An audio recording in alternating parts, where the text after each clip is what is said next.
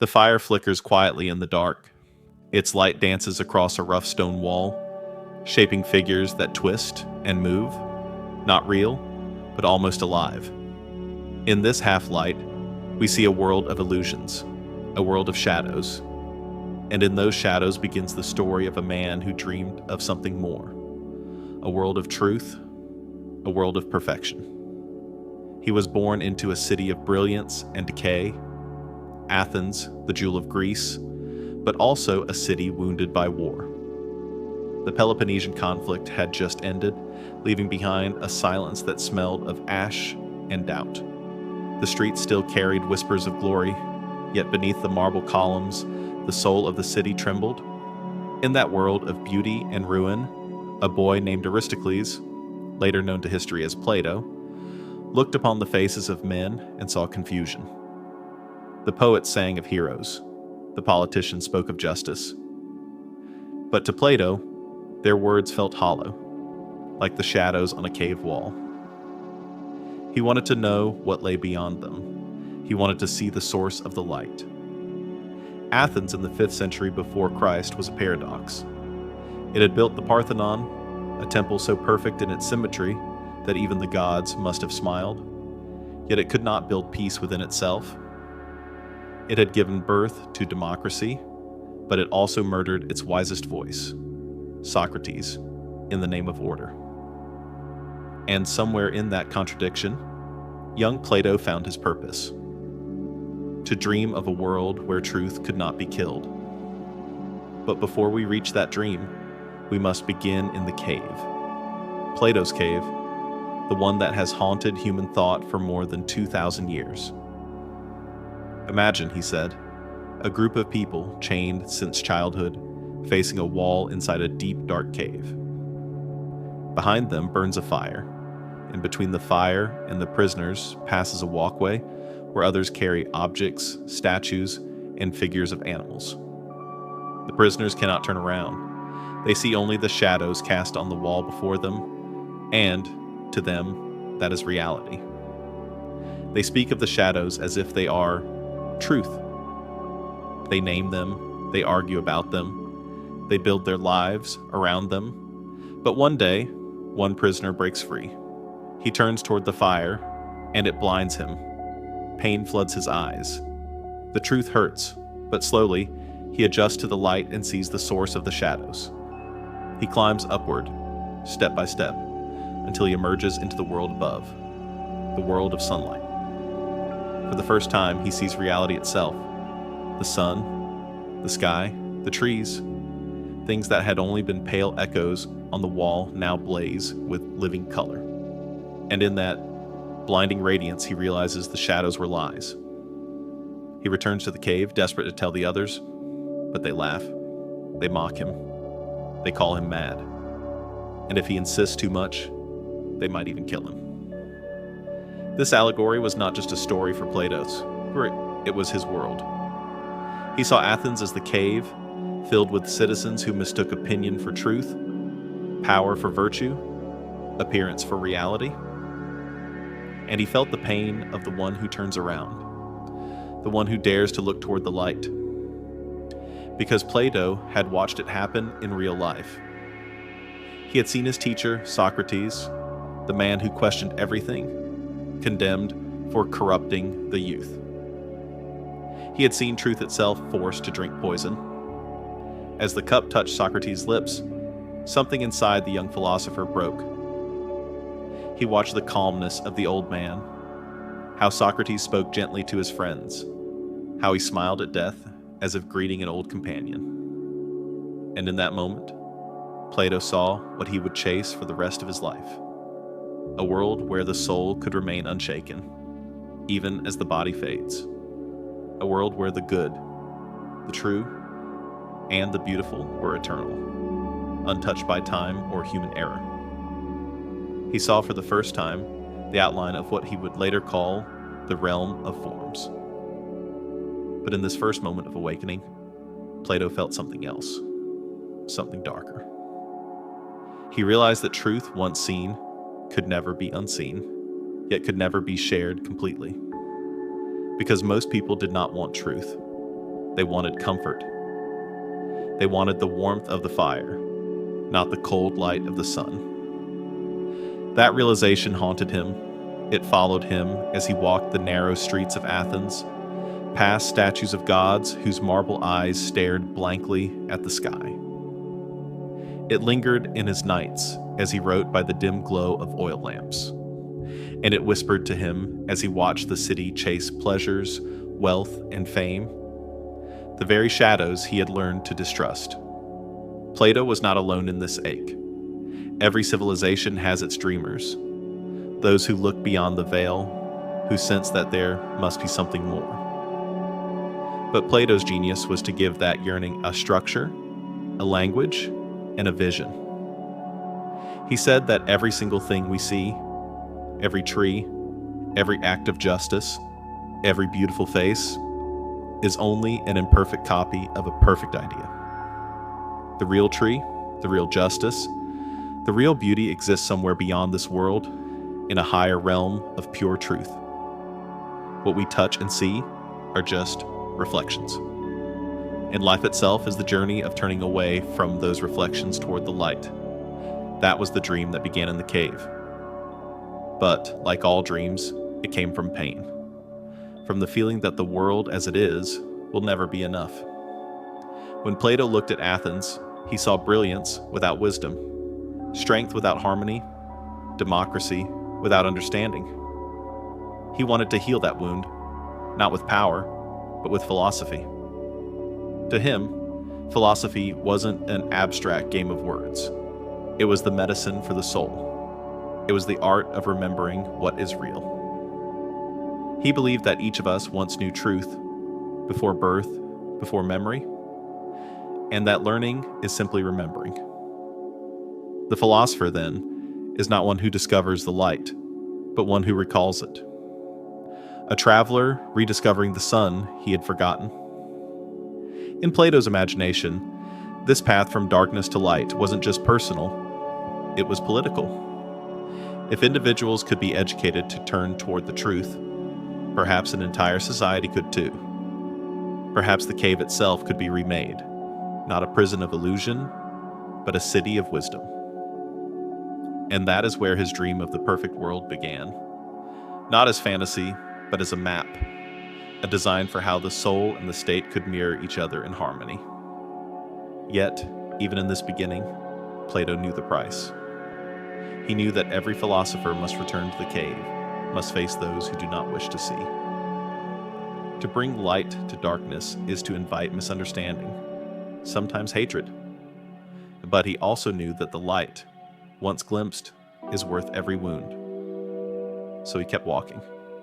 He kept thinking. He kept dreaming of that perfect world, the one beyond politics, beyond the senses, beyond the noise.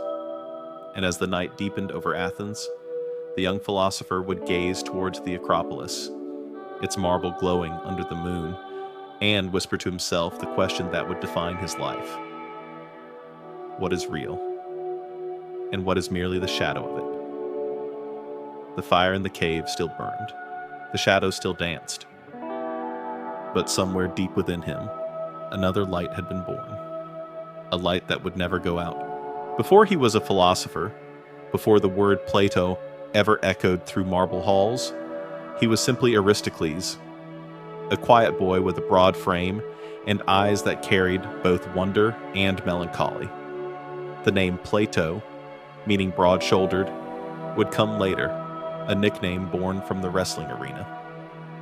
But in his youth, he was not yet the thinker who would define Western thought. He was just a young soul trying to make sense of a fractured world.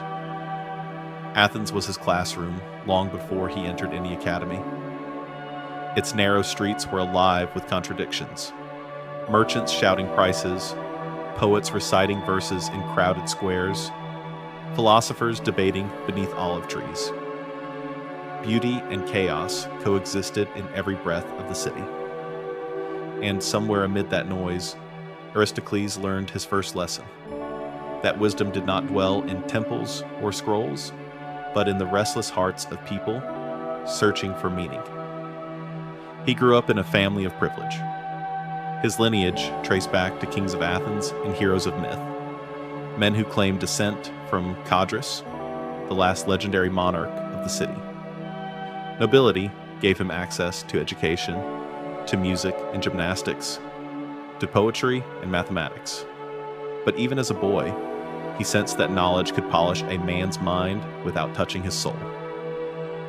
He watched the statesmen of Athens argue about virtue while chasing power. He saw poets exalt love, yet live in vanity. And slowly, Aristocles began to feel the weight of a question that would never leave him. What does it mean to be good? He sought teachers. Some spoke of rhetoric, the art of persuasion. Others taught geometry, the beauty of perfect forms. Yet none could explain why men knew what was right and still did what was wrong.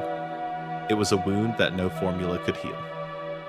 Then, one morning, as the agora filled with the hum of daily life, Aristocles heard a voice unlike any other. It was soft, patient, yet piercing. A voice that asked questions rather than gave answers. A small crowd had gathered around a man of modest dress, barefoot, with a face marked by age and humor. His name was Socrates. Aristocles stepped closer. He expected a teacher who lectured, but found instead a man who listened. Socrates did not tell people what to think. He made them see the contradictions within themselves. What is courage? He would ask. What is justice? Can a man know what is good and still choose evil? He waited as citizens tried to answer, and with each reply, he stripped away their certainties until nothing remained but honesty and confusion. For Aristocles, it was like watching lightning strike stone. Something shattered inside him, but it was a beautiful breaking, the breaking of illusion. From that day, the young man followed Socrates wherever he went. He walked beside him through the marketplace, through narrow lanes, even to the steps of the court. He learned that truth was not a destination, but a conversation, a living exchange between minds. Socrates called it dialectic, the art of questioning the world until it revealed its hidden order. And in those long dialogues, Aristocles began to sense the architecture of reality, that ideas had a structure as elegant as geometry, that virtue had proportions as exact as music, and that the soul, like a city, must be ruled by harmony. The two became inseparable, master and student, mirror and reflection. But Socrates never called him a disciple. I am midwife to thought, he would say. I do not give birth, I help others bring forth what they already carry. Under that guidance, Aristocles learned that wisdom began not with knowing, but with not pretending to know. The unexamined life, Socrates said, is not worth living. And so, the boy who once sought clear answers learned to live among questions. As years passed, Athens descended deeper into political unrest. The democracy that once seemed divine turned cruel and fearful. Factions rose and fell. Betrayal became the currency of survival. The city that prided itself on reason succumbed to anger. And in the middle of that storm, Socrates stood like an island, calm, unyielding, and unbearably honest. He refused to flatter the powerful. He questioned generals and politicians in public, exposing their ignorance. To some, he was a saint. To others, a dangerous rebel. For Aristocles, he was light, a man who could walk through corruption without being stained. Then came the day that would change everything: the trial. Athens had grown tired of being questioned. The city that once loved debate now feared it. They accused Socrates of impiety, of corrupting the youth, of turning minds away from the gods. Aristocles sat among the spectators, heart pounding as the verdict was spoken. Guilty. He could not understand it. How could truth itself be condemned? How could the wisest man in Athens be sentenced to die for asking questions? When the guards brought Socrates the cup of hemlock, the philosopher did not tremble. He spoke gently to his friends, telling them that death was not to be feared, that the soul, if pure, would ascend to a higher realm, free from the prison of the body. Aristocles wept, but Socrates smiled. He raised the cup, drank, and lay down. As the poison crept through his veins, his final words were calm. Crito, we owe a cock to Asclepius. Pay the debt and do not forget.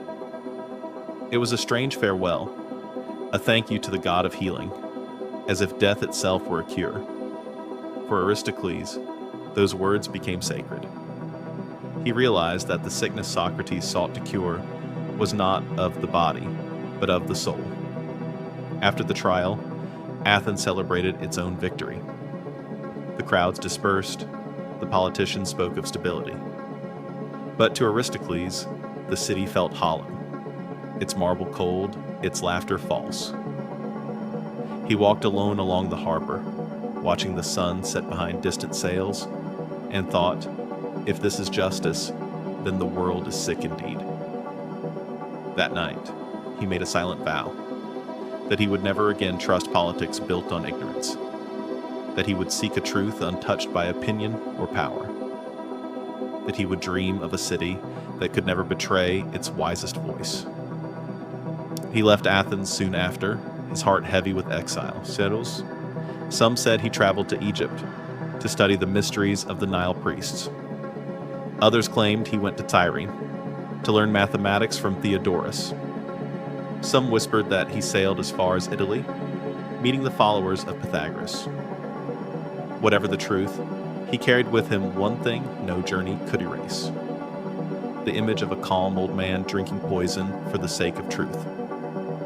That image burned brighter than any fire, more enduring than any homeland. It was the seed of a dream of the perfect world. As Aristocles traveled, he began to write. At first, his words were dialogues, imitations of Socratic conversations. He used them not to preach, but to think aloud, to keep his teacher's spirit alive. Through dialogue, he tried to rebuild the space that Athens had destroyed, a space where truth could breathe. He spoke through characters, Socrates, Glaucon, Erymanthus, but behind their voices was always his own. A student still asking the question, what is justice? Yet, as he wrote, something shifted. The student began to see beyond the teacher. Socrates had taught him how to question the world, but not yet how to rebuild it. Aristocles felt a duty, a sacred continuation, to turn philosophy from interrogation into creation. He began to imagine structures of the mind that could endure the chaos of men, the realm of forms, the divided line, the philosopher king. And somewhere along this evolution, the world started calling him Plato, the wrestler of ideas, the broad-shouldered soul carrying the weight of the world's ignorance. In later years, Plato would recall his teacher not with bitterness, but with reverence.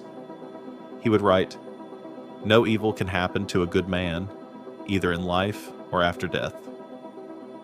He believed it because he had seen it. Socrates had shown him that the body may be chained, the mind may be silenced, but the soul, if ruled by reason and love of the good, is unbreakable. That belief became Plato's compass. It guided him through exile, through loss, through disappointment. It taught him that the perfect world could not be found on earth, but must first be built within the soul. And so, the boy once called Aristocles became something else. Not merely a thinker, but a guardian of light. He had watched truth die and learned that it could be reborn in thought. When he finally returned to Athens years later, it was not to avenge his teacher, but to continue his work. He would build a place dedicated to wisdom, the academy, where minds could learn to turn toward the light. But that is another chapter.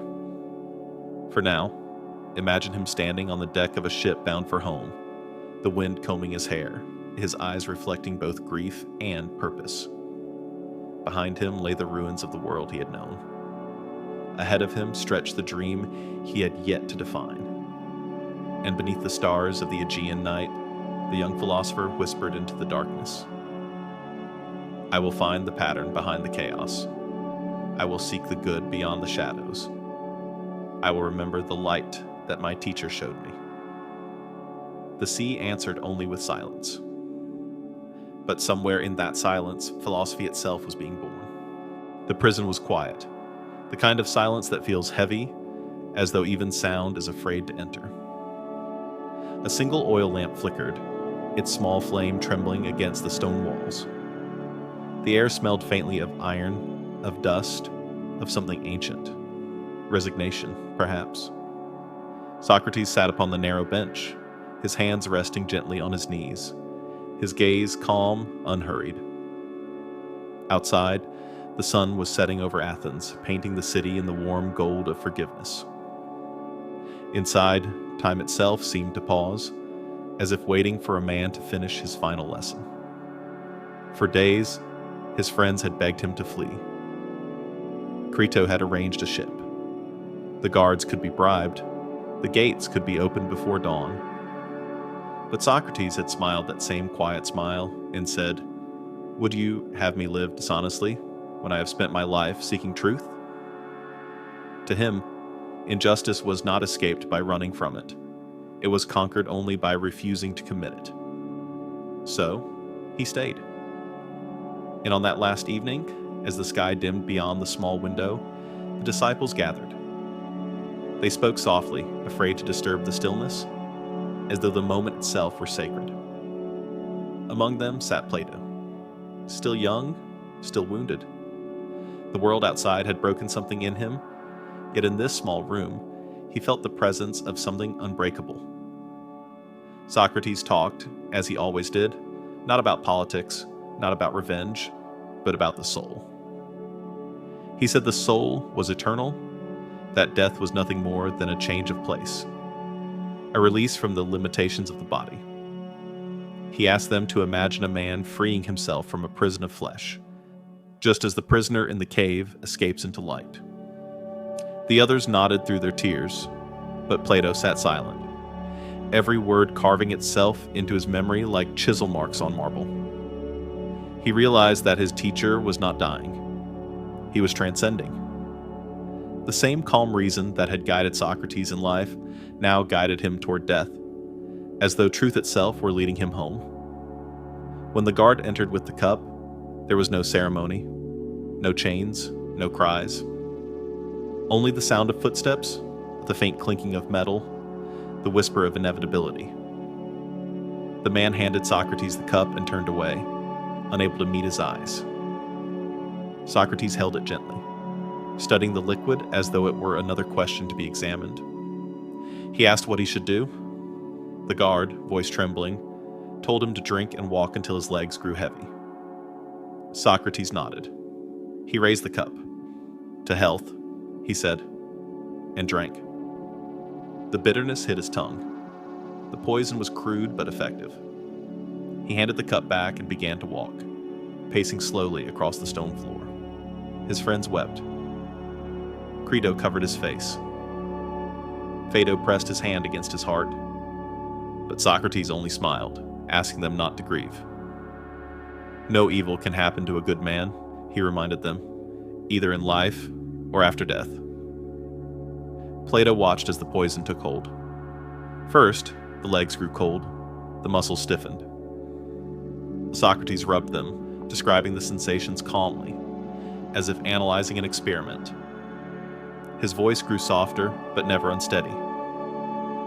When the chill reached his chest, he lay down on the bed, drawing the blanket up to his neck. His breathing slowed. The lamp's light flickered across his face, revealing not pain, but peace.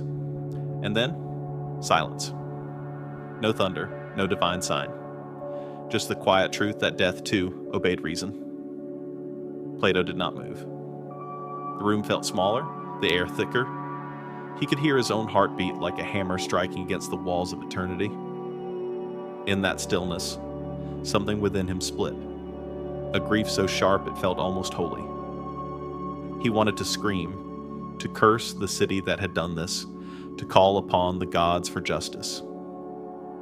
But as he looked at the face of his teacher, serene, untouched, anger faded, replaced by awe. He understood finally what Socrates had meant, that the soul, once purified by reason and goodness, becomes untouchable. No court, no poison, no empire could kill it. Outside, Athens slept. The streets were empty, the wind carrying faint echoes of laughter from distant taverns. Life went on, indifferent, oblivious. Plato stepped into that night as if stepping into exile. The city that had birthed him now felt foreign.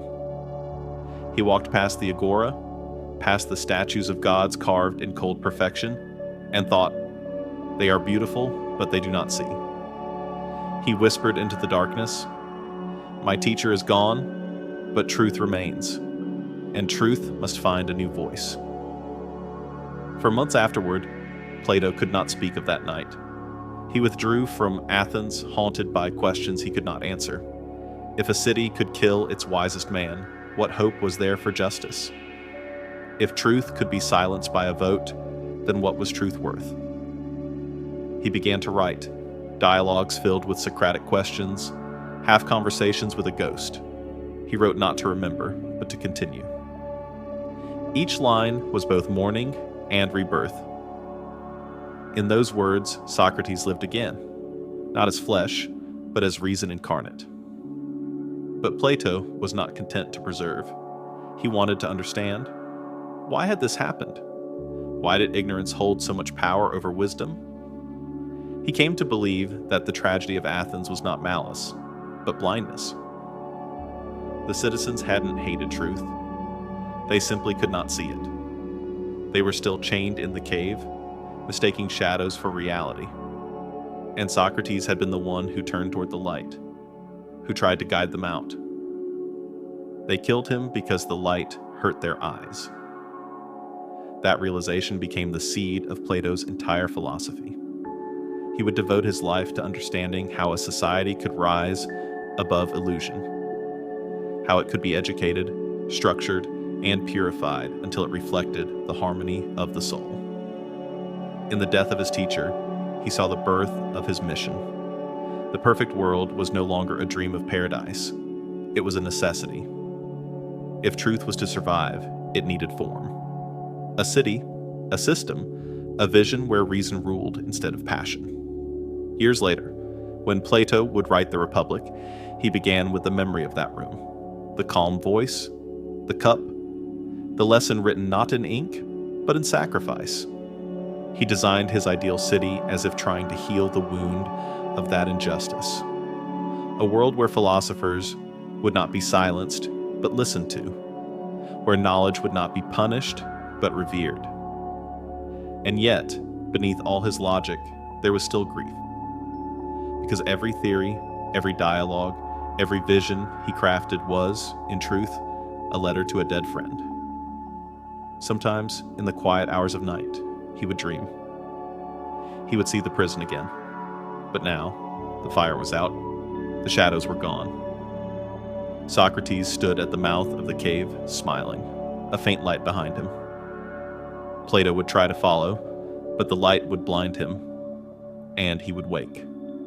Breathless, trembling, yet strangely comforted. Because in that dream, he felt what he had once believed only in thought, that the soul truly does outlive the body. That death, for a man of wisdom, is not the end, but the beginning of clarity. When dawn came, Plato would rise, wash his face, and return to his writing desk. He would dip his quill into ink and continue where he had left off, his teacher's voice guiding his hand. And though the years would take him far from that prison cell, far from the streets of Athens, the echo of that moment would never fade.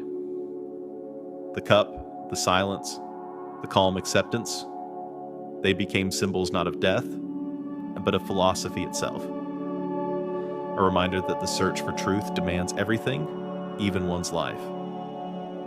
The world would remember Socrates as a martyr of reason, but for Plato, he was more than that. He was proof that the human soul could reach beyond flesh and fear into something eternal.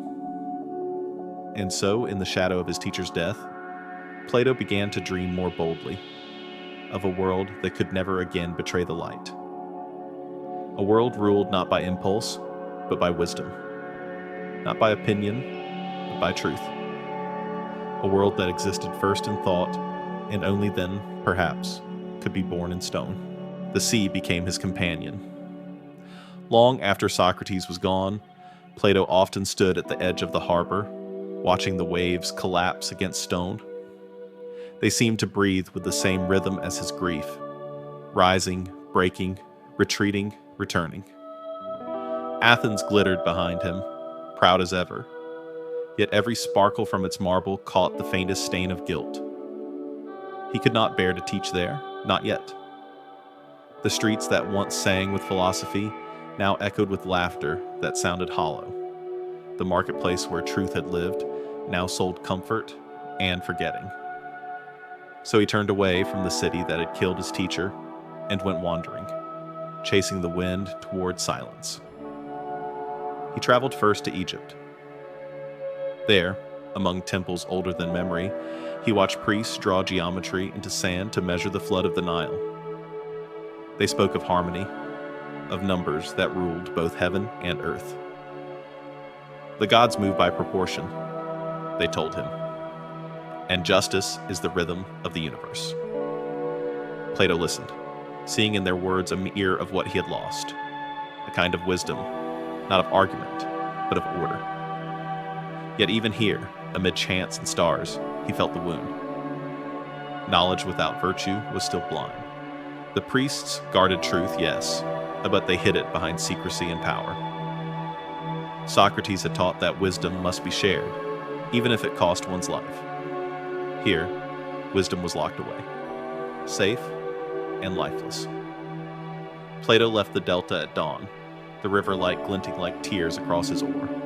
He journeyed west to Cyrene, where mathematicians debated infinity under the blazing African sky. Numbers calmed him. In them, he found what Athens lacked: certainty. A triangle never betrayed reason. A circle never lied. For a time, he let abstraction soothe the ache of memory. But as night fell and the stars spun over the desert, he realized that no equation could heal the soul of a city. Numbers were perfect, men were not. He longed to reconcile the two, to discover some bridge between the clarity of mathematics and the chaos of human desire. And in that longing, the idea of justice began to change shape within him. No longer a law written by men, but a harmony written into existence itself. Years passed in wandering. Southern Italy, Sicily, perhaps the shores of Libya. His path blurred into rumor. He listened to the followers of Pythagoras, who believed that the soul is a traveler moving through bodies like a musician through instruments. They spoke of purification, of music, of moral geometry. Plato absorbed everything. Each fragment of wisdom became a stitch in the fabric he was weaving inside his mind, a design for a world that could not die of ignorance. But still the wound burned. Everywhere he looked, he saw the same sickness. Rulers chasing pleasure, citizens mistaking freedom for noise, teachers twisting truth into advantage. The world had learned nothing from Socrates. And so, one night by the sea at Tarentum, Plato wrote in his journal, "The disease of mankind is opinion." He meant that men did not truly know. They believed, and then defended belief as if it were truth.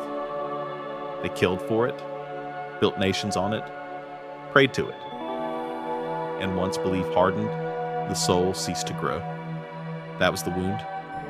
Not the death of one man, but the blindness of an entire species. When he returned to Athens after nearly a decade, the city had changed, but not enough. The faces were new, the habits were the same.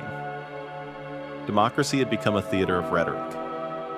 Orators stirred the crowd with words like honey hiding poison. Plato stood among them, listening, feeling the sickness rise again inside him. He remembered Socrates standing alone against such voices, and he realized something cruel. Truth without power was fragile. If the world could not be persuaded toward goodness, perhaps it must be taught to love it.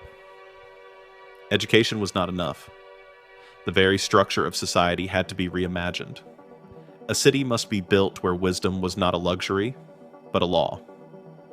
So he began to write not out of despair, but of design. He sought to heal through thought what could not yet be healed in stone. His pen became a physician's instrument, tracing the anatomy of the soul. He asked, "What is justice?" Not in courts, not in decrees, but in the human being himself. He imagined the soul as a miniature city, reason the ruler, spirit the guardian, desire the citizen. When each part fulfilled its role, harmony, justice, was born. When any part rebelled, chaos returned. Athens had been destroyed because desire ruled reason. He would dream of a place where the order was reversed. Often he walked the Academy Hill at dusk, long before it would become his school. The olive leaves whispered in the wind like quiet students, and he spoke aloud to ghosts, to Socrates most of all. "I understand now," he would murmur. "Justice is not vengeance, it is balance." Yet balance is fragile. Each time he looked toward the city, he felt again the ache between ideal and reality, the space where all human tragedy lives.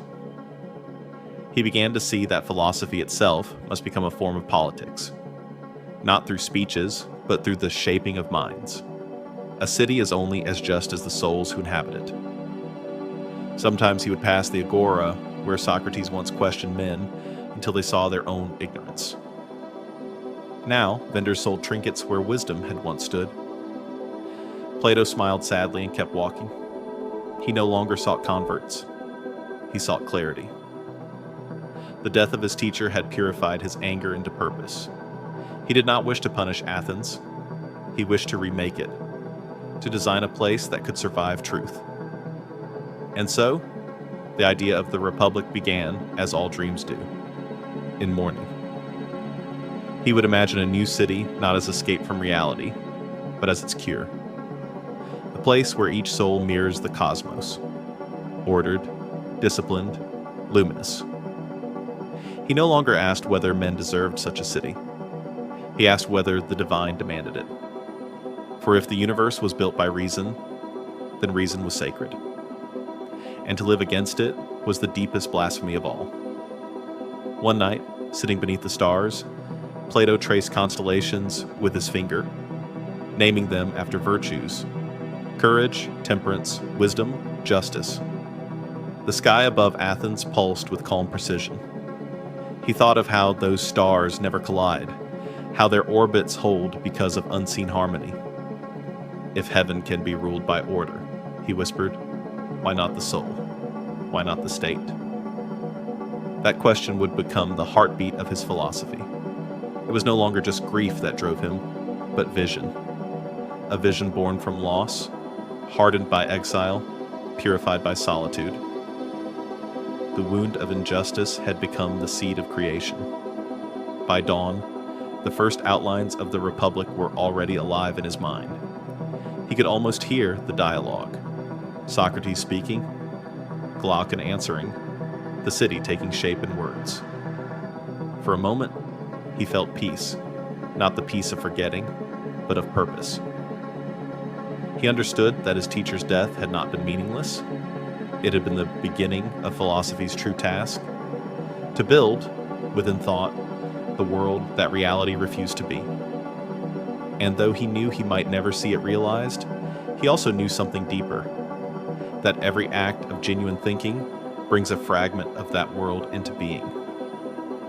When the sun finally rose over the Acropolis, bathing the stones in quiet gold, Plato stood and turned back toward Athens. The city still slept, unaware of the dream forming on its edge. He smiled faintly. The wound still ached, but beneath it pulsed a steady rhythm, the slow, patient heartbeat of justice awakening. He whispered, almost like a prayer, "Let my words be the medicine, let my thought be the bridge, and may no death, not even his, be in vain." Then he began to walk. Each step back toward the city was a step deeper into destiny. Behind him, the sea breathed on, washing the scars of the world. Ahead, the philosopher carried the weight of its healing. It began, as all revelations do, in silence. Long before the Republic took shape in ink, Plato spent countless evenings walking the olive groves outside Athens, speaking to no one but the wind. There, between earth and sky, thought ripened into vision. He was seeking the pattern behind all patterns, the invisible architecture that made beauty beautiful, justice just, goodness good. He had seen enough of imperfection. Bodies aged, stones cracked, laws faltered, friendships faded. Even the finest marble of the Parthenon would one day crumble into dust. Yet something in him whispered that the idea of the Parthenon, its symmetry, its proportion, its grace, could never die. The stone decays. The form endures. That whisper grew louder until it became a truth. There must exist a world beyond change, a world of pure essence, untouched by time. He called it the realm of forms. Not forms, as in shapes, but as in eternal models, perfect patterns of everything that ever was or could be. Somewhere, beyond sight and sound, existed the absolute form of beauty, the form of justice, the form of goodness itself. What we see on earth are only copies, reflections, fragments of that higher reality, as distorted as the shadows on the cave wall. To Plato, the visible world was not false, it was incomplete. Reality was layered like the sea, the surface glittered with motion, but truth lay in the calm depths beneath. He imagined knowledge as a kind of remembering. Before birth, he said, the soul had glimpsed those perfect forms. Learning was simply the act of recalling what it once knew. Each discovery, each flash of recognition, was the soul stirring in recollection, as if awakening from a long dream. When a sculptor shaped stone into a human figure, he was not inventing beauty, but rediscovering it. When a judge sought justice, he was searching for the echo of a law written not by men, but by the cosmos. And when a lover looked into beloved eyes and saw something eternal, it was because, for an instant, the soul remembered its homeland. Plato would speak of this in quiet circles of students. He used metaphors because plain words could not bear the weight of such ideas.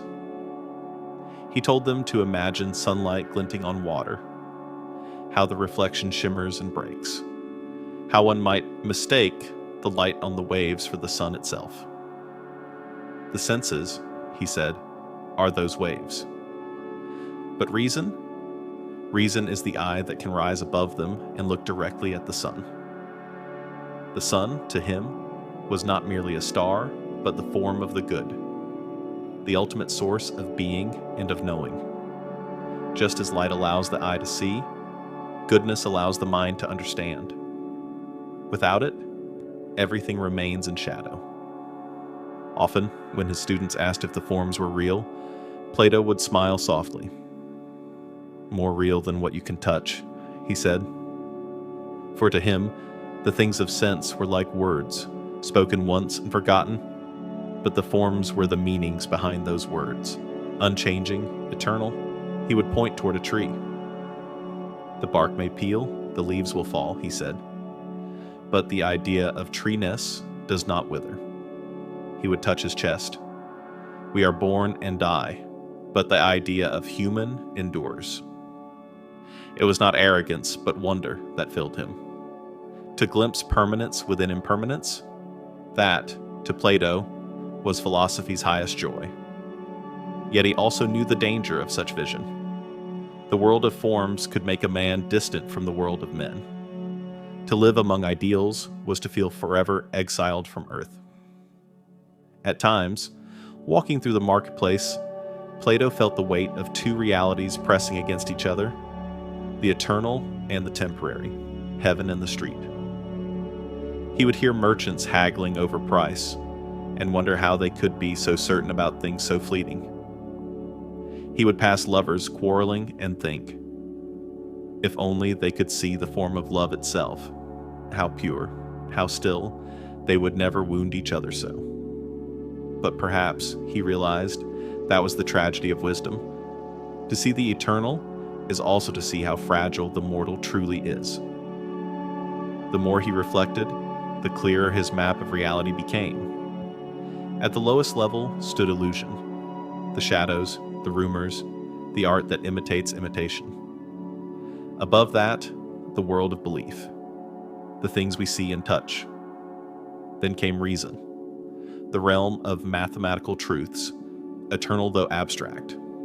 And finally, above all, the pure light of understanding, where the soul contemplates the forms directly, freed from body and time. He called this ascent the divided line, but it was more than geometry. It was a ladder of being. Every step upward was a step toward clarity, and every fall downward was a return to confusion. Sometimes, in the middle of explaining these things, he would stop and laugh softly at himself. How strange, he would say, that I speak of the divine as if I had seen it. But deep down he believed that the soul had seen it, not through eyes, but through memory older than birth. Knowledge for him was nostalgia for the eternal. At night, when Athens slept, Plato would light a small lamp in his study. The flame trembled, reflecting in the bronze of his writing tools. He would stare into that light until the rest of the room disappeared. How simple it seemed, fire and darkness, yet how perfectly it mirrored the universe. The lamp was the sun of his little world. Its glow revealed all things near it. Without it, the world vanished. He realized then that even the smallest flicker of reason carries within it the memory of the greater light. Every act of thought is an act of devotion. Still, he wondered, if the forms are perfect and eternal, why would any soul descend into this imperfect world? His answer was compassion. The soul, he believed, returns not by accident, but by duty, to help others remember. Philosophers, poets, lovers, teachers, all are midwives to memory. Their task is not to impose truth, but to awaken it. Perhaps that was what Socrates had done. Perhaps that was what he, too, must continue to do. And so the realm of forms was not an escape, but a responsibility. To know it was to be called back to the cave. As years passed, the vision deepened. He saw the entire cosmos as a living being, woven of intelligence. Every star a symbol of order, every soul a spark of the divine. Matter, mind, and meaning formed one continuum, held together by the gravity of the good. And though no mortal could fully see that world, every moment of insight, every time someone recognized truth, or beauty, or kindness, was a window opening briefly between realms. Through those openings, eternity whispered to time. One evening, after a long lecture, a young student asked him, "Master, have you yourself ever seen the form of the good?" Plato smiled faintly. "No," he said, "but I have seen the longing for it, and that is the nearest thing." He meant that the yearning itself was proof. The hunger for perfection reveals that perfection exists, just as thirst proves the existence of water. Desire, when purified, becomes memory of the divine.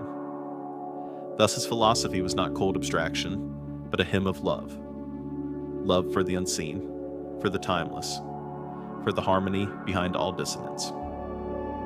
He wrote of geometry and virtue with the same reverence others reserved for prayer. For to him, the study of truth was the highest form of worship. And sometimes, when he ended his lessons, he would look toward the fading sunset and whisper, "Everything that appears will pass, but the pattern remains." The sky would blush, the stars would rise, and he would feel again that tender ache. the distance between the world that is and the world that ought to be. The realm of forms was Plato's answer to injustice, to death, to loss. It was his bridge between shadow and light, between the mortal and the eternal. And though no one could climb fully into that perfect world while living, he believed that every act of thought, every choice toward goodness, was a step upon the ladder. The soul, he said, must learn to remember, to look beyond the flicker of appearances and seek the flame itself. Only then can we begin to see the real world, the one that never dies. And as he closed his eyes, listening to the quiet hum of the night, Plato felt again what Socrates had known in his final breath, that truth, once seen, cannot be killed. It only changes form. To see the light is one thing. To carry it back into darkness is another. Plato had dreamed of the perfect world, but perfection was a lonely country. Each time he rose toward clarity, he found himself surrounded by silence, the kind that only those who have glimpsed too much can understand. And when he returned to the noise of Athens, to the market's cries and the laughter of crowds, the distance between his vision and their world felt almost unbearable. He remembered the allegory he had written, the prisoner who escaped the cave and saw the sun, then returned to free the others. That prisoner, he now realized, was not a hero, but a tragedy. For no one in the cave wants to leave. They love their shadows. They fear the light.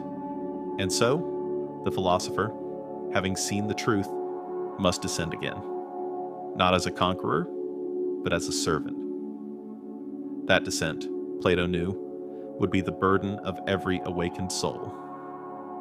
He began to teach once more. In the grove of Academus, he built a simple sanctuary for thought, the academy. No marble halls, no altars, only a circle of young minds and a few olive trees swaying in the attic wind. There he walked each morning, gray robes brushing the dust, voice calm, eyes distant. He spoke not to be adored, but to be understood. His students listened with the reverence one gives to a prophet, yet Plato reminded them, "Do not follow me. Follow the truth." He warned them that philosophy is not a comfort. It is a wound that never heals. To think deeply is to stand between worlds, the eternal and the fleeting, and to feel them pull at your soul until it aches.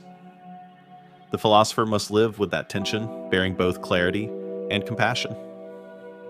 For wisdom without love, he said, is as cold as geometry. Athens admired him, but also kept its distance. To most, he was an enigma, a man half mortal, half myth. Some mocked him as the dreamer who mistook words for cities. Others feared him as a magician of reason. He smiled at both judgments, for he knew that truth is always misunderstood in its own time. Still, he longed to see his vision alive in stone and law, not just in parchment. He wanted to prove that the soul's harmony could shape an actual polis, a city ruled by wisdom rather than appetite. That desire, noble yet perilous, would soon lead him far from home. Beyond the blue Aegean lay Syracuse, a Sicilian kingdom rich in power and arrogance. Its tyrant, Dionysius, had heard of the philosopher who dreamed of perfect order and sent for him.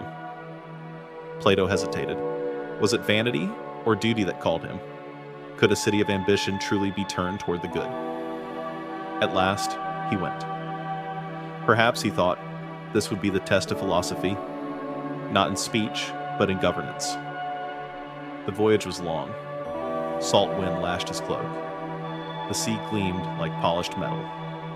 He stood at the bow, watching the horizon blur between light and water, and whispered, "If reason is divine, let it prove itself among men."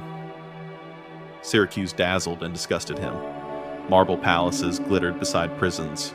Feasts overflowed while beggars fought for crumbs in the dust. The court admired his intellect, but not his humility. They wanted not wisdom, but spectacle, the flavor of enlightenment without its discipline. Dionysius himself, young and vain, listened to Plato's words with one ear and to his flatterers with the other. He loved the idea of ruling as a philosopher, king, but he loved luxury more. Plato spoke to him of justice, of the soul's order, of the form of the good. The king nodded, smiling, but his eyes wandered toward the dancers, toward gold, toward applause. And Plato understood. He had come not to build a city, but to witness the failure of his own dream. Soon, envy and suspicion surrounded him. Courtiers whispered that the Athenians sought to undermine the throne. Dionysius, fearing the charm of philosophy, turned cold. Plato, once honored guest, became prisoner. He was sold into slavery. The philosopher chained among merchants, his ideas reduced to a man's price. Yet even in bondage, his mind remained free. He told the sailors who mocked him, "You may sell my body, but my soul was never yours to trade." A friend from Cyrene ransomed him, buying his freedom and sending him home. When Plato stepped again onto the shore of Greece, he felt the weight of understanding settle deeper into him. He had seen with his own eyes that ideals, when forced upon the unready, turn to tyranny. Wisdom cannot rule those who do not yet love it. And so, the philosopher must teach, not command. He must guide the soul, not govern it. Back in Athens, the academy became his refuge and his mission. He no longer sought to build the perfect city outside. He would build it within the mind. Each student was a potential polis, a small republic of thought and virtue. He told them, "The true ruler is not he who holds power, but he who has mastered himself." He spoke of the three parts of the soul: the rational, which seeks truth; the spirited, which defends honor; and the appetitive, which craves pleasure. Justice, he said, is when these three live in harmony, when reason governs and desire obeys. The city and the soul mirrored each other, as within, so without. His students listened in stillness, understanding at last that philosophy was not escape from the world, but the discipline to live rightly within it. Yet Plato knew this harmony would never be easy. He told them that every philosopher carries a double sorrow. First, for the blindness of the world. Second, for his own inability to fully heal it. To know what is good is not always to do it. The soul stumbles. The city forgets. But still, he said, we must try. For to abandon the attempt is to betray the light. Sometimes he would pause mid-lecture, his gaze drifting beyond the olive trees to the distant city walls. He would whisper almost to himself, "Perhaps the gods themselves are testing whether reason can survive among men." Then he would smile, the sadness returning to gentleness. "If it cannot, we will keep it alive here in thought until the world is ready." Even in old age, Plato carried the same quiet intensity. His beard silvered, his steps slowed, but his eyes still held the shimmer of distant suns. He spent his evenings walking alone through the academy's gardens, watching the first stars appear. He would stop beneath the olive branches and listen, to the crickets, to the night breeze, to the echo of Socrates' laughter that memory still preserved. He knew he had not built the perfect world, but he had built something rarer, a sanctuary for the pursuit of it. And perhaps, he thought, that was enough. Perfection belongs to the divine. Striving belongs to man. The burden of the philosopher is not to finish the journey, but to walk it faithfully, knowing it has no end. Before dawn, when the city still slept, he would sometimes sit by his window and look towards the faint glow on the horizon. That pale light, barely rising, reminded him of the soul awakening from ignorance. He had seen it happen countless times, in students' eyes, in his own heart, the moment when understanding breaks like morning after endless night. That, he realized, was the true reward of philosophy. Not power, not fame, but illumination. It begins quietly, spreads gently, and leaves behind a peace deeper than victory. And so, the man who once sought to reform empires spent his final years tending gardens of thought. The laughter of students replaced the roar of kings. He had learned that the philosopher's burden is not to rule the world, but to love it enough to teach it. Again and again, how to see. When he died, the story goes, he passed as he had lived, serenely, mid-conversation, discussing the nature of the soul. Outside, Athens carried on, loud, imperfect, human.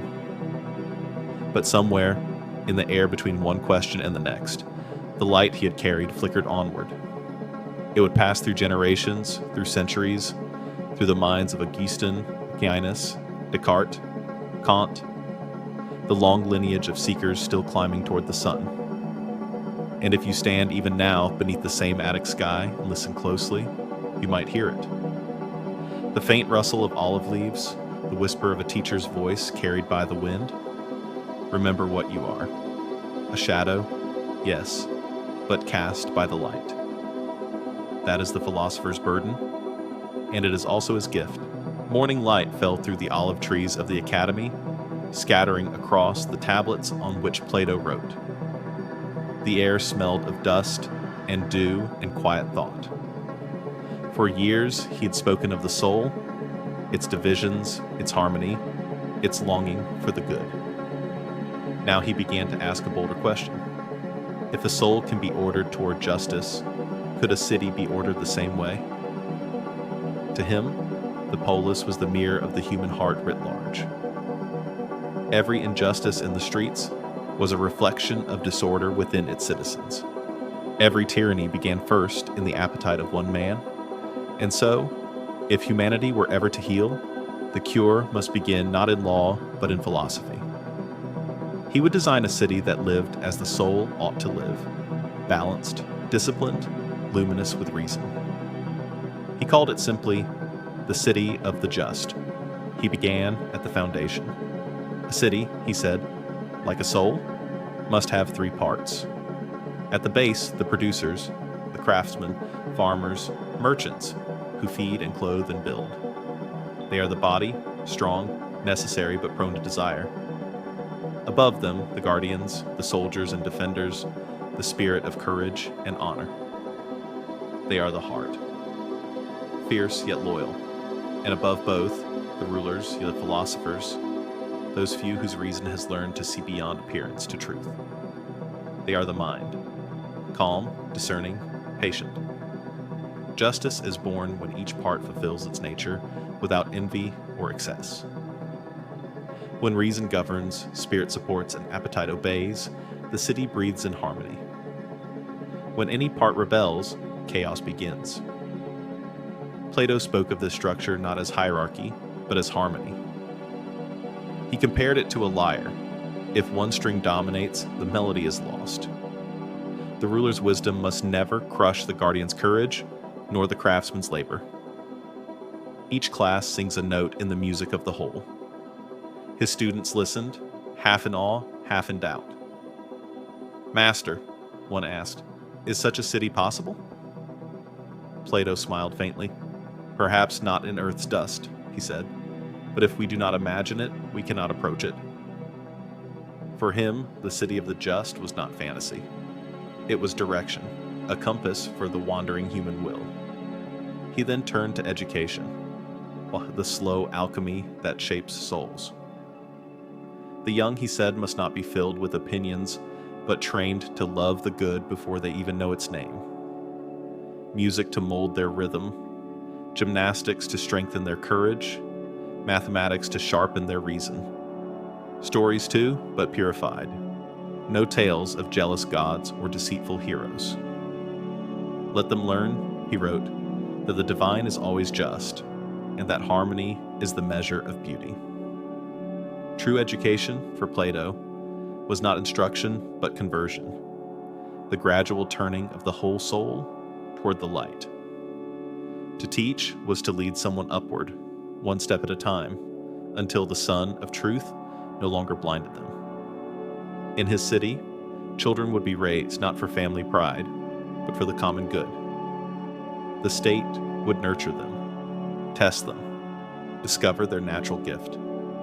Those who loved honor would become guardians. Those who loved wisdom, rulers. He imagined a generation freed from greed and inheritance, a society built on merit, not birth. It was radical. Some called it impossible, even cruel, but Plato was unshaken. The sickness of mankind, he said, is the confusion between mine and ours. Only when men cease to hoard wives, gold, power, could justice breathe again. At the city's summit stood the philosopher king, the one who has looked upon the form of the good. He would rule not out of desire, but out of duty, like a reluctant healer tending the wounds of the world. His authority came not from birthright or conquest, but from understanding. He knew that the state was a mirror of the soul, and that corruption begins when rulers forget their own ignorance. The philosopher king was not a man of marble. He was a servant of light. He governed through knowledge of order, the way a physician governs through knowledge of the body's balance. And though no city on earth had ever produced such a ruler, Plato believed it must be imagined, so that someday it might be imitated. He described his ideal state in dialogue as if to remind readers that perfection speaks only through conversation. His Socrates debated, questioned, provoked, weaving logic into poetry until the blueprint of justice appeared between the lines. It was not tyranny of reason, but reason in service of love. Each law he drew was a metaphor, each institution a moral lesson. The city was both external and internal, a reflection of what the human being could become when governed by wisdom. Plato's contemporaries mocked him. They said, "He builds cities in the sky." He answered gently, "Better that than crawl forever in the mud." He knew his design might never rise in stone, but he also knew that architecture begins in thought. And so he built, not with marble and laborers, but with sentences that would outlast empires. The heart of his vision was simple. Justice is not the many obeying one, but each part of the whole obeying truth. Freedom is not doing as one wishes, but wishing only what is right. And happiness is not pleasure without end, but harmony without conflict. He saw society as a chorus, the soul as its melody. When both sang together, humanity would finally remember what it had forgotten. That goodness is not law imposed from above, but music awakened from within. Sometimes, as dusk fell over the academy, Plato would close his scrolls and imagine walking through his perfect city. He could hear the rhythm of daily life, artisans at work, guardians at training, rulers in quiet study. No greed in the market, no lies in the court. Children learning not what to think, but how to see. He felt a calm joy, as if he were strolling through the reflection of heaven. Then a breeze would stir the olive leaves, and the sound of the real Athens would drift in, merchants shouting, arguments rising, laughter echoing from taverns. He would open his eyes and smile sadly. "The gods build with perfection," he murmured. "Men build with desire. Still, we must keep drawing the plan." The city of the just was never meant to be finished. It was a mirror held before every generation, asking, "What part of the soul rules you today?" Nations rise and fall, laws change, empires fade, yet the question endures. And perhaps that is why Plato's dream still lives. Because it was never about walls or rulers, but about the possibility that reason and virtue might one day walk hand in hand. He gave humanity not a city to inhabit, but a direction to move toward. And in that direction, he placed his faith, his grief, and his hope. On his final night writing The Republic, he paused and looked up at the stars. Each one shone with silent order, bound by invisible law. He wondered if the heavens themselves were the true city of the just, the perfect republic of the divine. Maybe, he thought, the purpose of philosophy is simply to help the human soul remember its citizenship there. The candle beside him guttered, throwing one last halo of light upon the parchment. Outside, Athens slept in imperfection. Inside, a man kept dreaming, not of what is, but of what could be. Plato often said that a city cannot be healed unless its citizens learn to govern themselves. And a man cannot be free unless his soul learns the same lesson. After the city of the just, his gaze turned inward again, toward the invisible architecture that makes a human being whole. He sought not laws of the state, but laws of the spirit. And from that search arose the four great pillars upon which all order, divine and human, must rest: wisdom, courage, temperance, and justice. He called them not virtues, but harmonies, the music of a balanced soul. When dawn rose over Athens, he would walk beneath the olive trees of the academy, his students around him like gentle shadows. The light filtered through the leaves, painting everything in green-gold quiet. There he spoke not of politics or power, but of character, of how the world outside was merely the reflection of the world within. Wisdom, he began, is the vision of truth. Courage is the strength to live by that vision. Temperance is the rhythm that keeps strength from turning wild. And justice? He paused, eyes soft with something like reverence. Justice is the music they make together. Wisdom. Plato believed wisdom begins with humility, the knowing that one does not yet know. He had learned it from Socrates, who claimed that his only wisdom was in recognizing his own ignorance. To Plato, wisdom was the eye of the soul opening, the gradual turning from illusion to understanding, from shadow to light. Wisdom is not cleverness, he told his students. It is not victory in debate or mastery of facts. It is the alignment of the mind with the good, the quiet recognition that truth is greater than the self. He would sometimes close his eyes and describe it like this.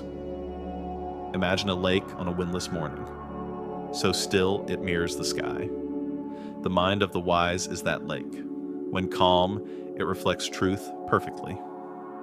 When agitated, even the stars break into fragments. So he taught them to still their minds, to love questions more than answers, and to let truth reveal itself as water reveals the moon. Courage, wisdom without courage, he said, is a bird that never leaves the ground. For what use is vision if one trembles before its cost? Courage, for Plato, was not blind boldness or the roaring of soldiers. It was constancy. The steadiness of the soul that knows what is right and stands firm, even when fear whispers otherwise. He had seen courage in his teacher, in the calm voice that faced a cup of poison without trembling. That, he said, is the truest kind of bravery, the soul's refusal to betray itself. Courage is not the absence of fear, but the victory of principle over panic. It is reason defending its throne against chaos. To be courageous is to remember the light even when surrounded by night. Temperance. Then came the gentlest virtue, the one most misunderstood, temperance. In Greek, he called it sophrosyne, sound-mindedness, moderation, balance. It was not denial but mastery, not suppression but harmony. He saw temperance as the golden string that tunes desire to reason. For the body is not evil, only noisy. The appetites cry out, and if left untaught, they drown the voice of the soul. He compared them to horses pulling a chariot, one noble, one wild. The charioteer, reason, must guide both with equal grace, neither whipping nor surrendering. Temperance, then, is the art of steering, the serenity of control without cruelty. He told his students, a man who conquers cities but not himself has conquered nothing. justice, and finally, justice. The crown of them all, not vengeance, not law, not punishment, but equilibrium. Justice, Plato said, is when each part of the soul does its proper work. Reason rules, spirit defends, desire obeys. No civil war within the heart, no rebellion of appetite against conscience. When the soul achieves this balance, it becomes a microcosm of the cosmos, a living reflection of the divine order. And when enough souls live justly, the city becomes just as well. Justice is not the decree of rulers. It is the breathing of harmony through the world. He often called it the melody of being. When played well, every note, mind, will, and desire resonates in peace. When discord enters, suffering follows. Thus, philosophy is not the study of thought, but the tuning of the soul. Sometimes, as twilight fell, Plato would sit in silence while his students debated. He would watch them argue, laugh, question, young minds struggling toward balance. And he would smile. For that, he thought, was justice too. Not in the outcome, but in the seeking. Each question asked with honesty was a small act of alignment between ignorance and truth. He realized that the philosopher's task was less to impose order than to awaken remembrance, to remind the soul of what it already knows, that goodness is its native home. He also warned them of imbalance. Wisdom without courage becomes cowardice. Courage without temperance becomes cruelty. Temperance without wisdom becomes stagnation. And justice without love becomes tyranny. Virtue, he said, is never solitary. Like notes in a chord, they mean little apart, but together they create harmony. The wise man does not chase one virtue, but tunes all four into unity. That unity, he whispered, is the sound of the soul returning home. There were nights when Plato stayed long after his students had left. He would walk the empty colonnades, hearing his sandals scrape softly against stone. In the still air, the city below glowed with distant lanterns, imperfect, noisy, human. He would close his eyes and imagine how the four virtues might live within it: wisdom in its teachers, courage in its defenders, temperance in its markets, justice in its laws, a city singing in moral rhythm, a humanity that no longer fought against itself. Then he would open his eyes and see Athens as it truly was, flawed but beautiful, lost but learning. And he would whisper, "They do not yet live by virtue, but they seek it. That is enough for now." He knew perfection was beyond reach. Even the soul, though immortal, carries the weight of its own forgetfulness. Yet he also knew that striving itself was divine, that the pursuit of virtue ennobles life more than its achievement. For the four virtues were not rules to obey, but directions to walk. They guided the soul like stars, guide sailors across the dark sea, distant, unreachable, yet shining with promise. In the final years of his teaching, when his hair had turned white and his voice grew softer, Plato would begin each lesson the same way. He would trace a circle in the dust with his staff, look up and say, "Everything the soul seeks already exists within it. To know the good is to remember it. To live the good is to let it sing through you." And then he would add almost to himself, "Virtue is not learned, it is remembered." That, for Plato, was the meaning of human life, the gradual awakening of the soul to its own harmony. The world outside may rage, empires may rise and fall, but within each being there lies a music older than time, the quiet equilibrium of wisdom, courage, temperance, and justice. And perhaps, he thought, when enough souls remember that music, the world itself will echo it back. Not through conquest or reform, but through the silent order of hearts aligned with truth. That was his faith. Not in gods who rule from thunderclouds, but in the divine rhythm sleeping inside every person, waiting to be recalled. He looked at his students, at the world, and smiled. The song was faint, but it was there. The universe, after all, was only waiting for us to remember its tune. In the stillness of the academy, the afternoon light would pour across Plato's scrolls like liquid gold. Dust floated gently through the air, each mote illuminated for a moment, then fading again into shadow. It was in that half-light that he wrote of the one ruler who could unite wisdom with power, truth with action, the one he called the Philosopher King. It was not ambition that inspired him, but longing.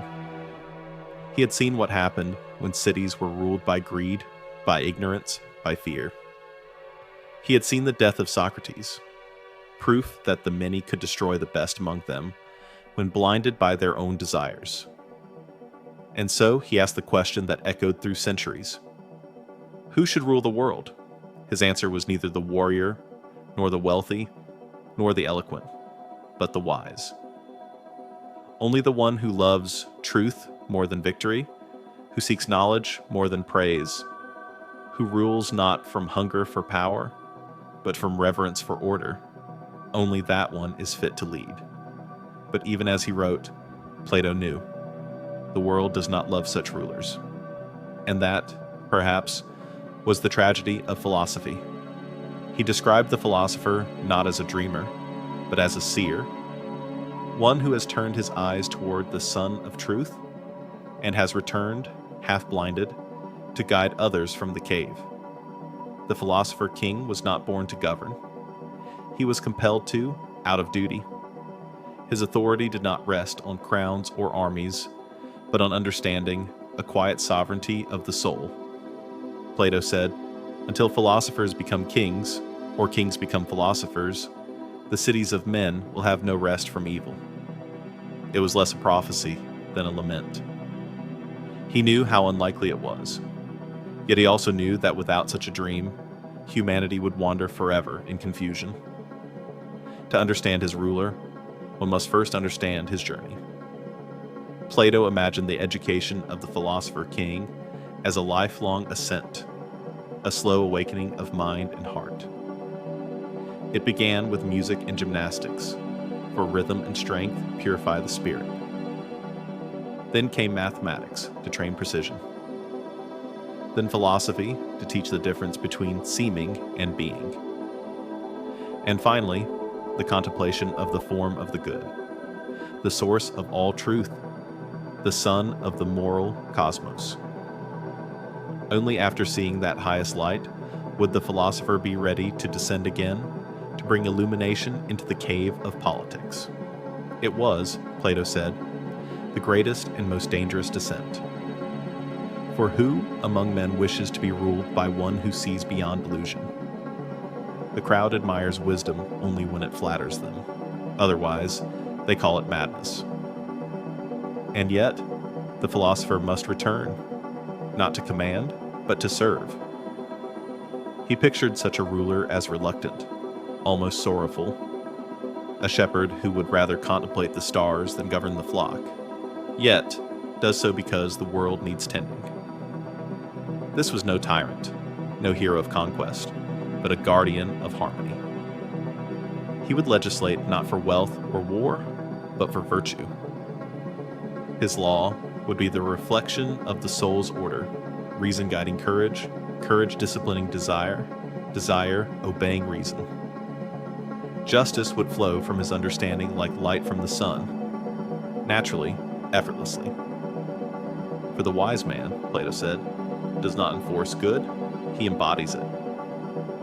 In the evenings, when his students gathered around, Plato would ask them to imagine such a ruler. What would he look like? He'd say. Not in body, in soul.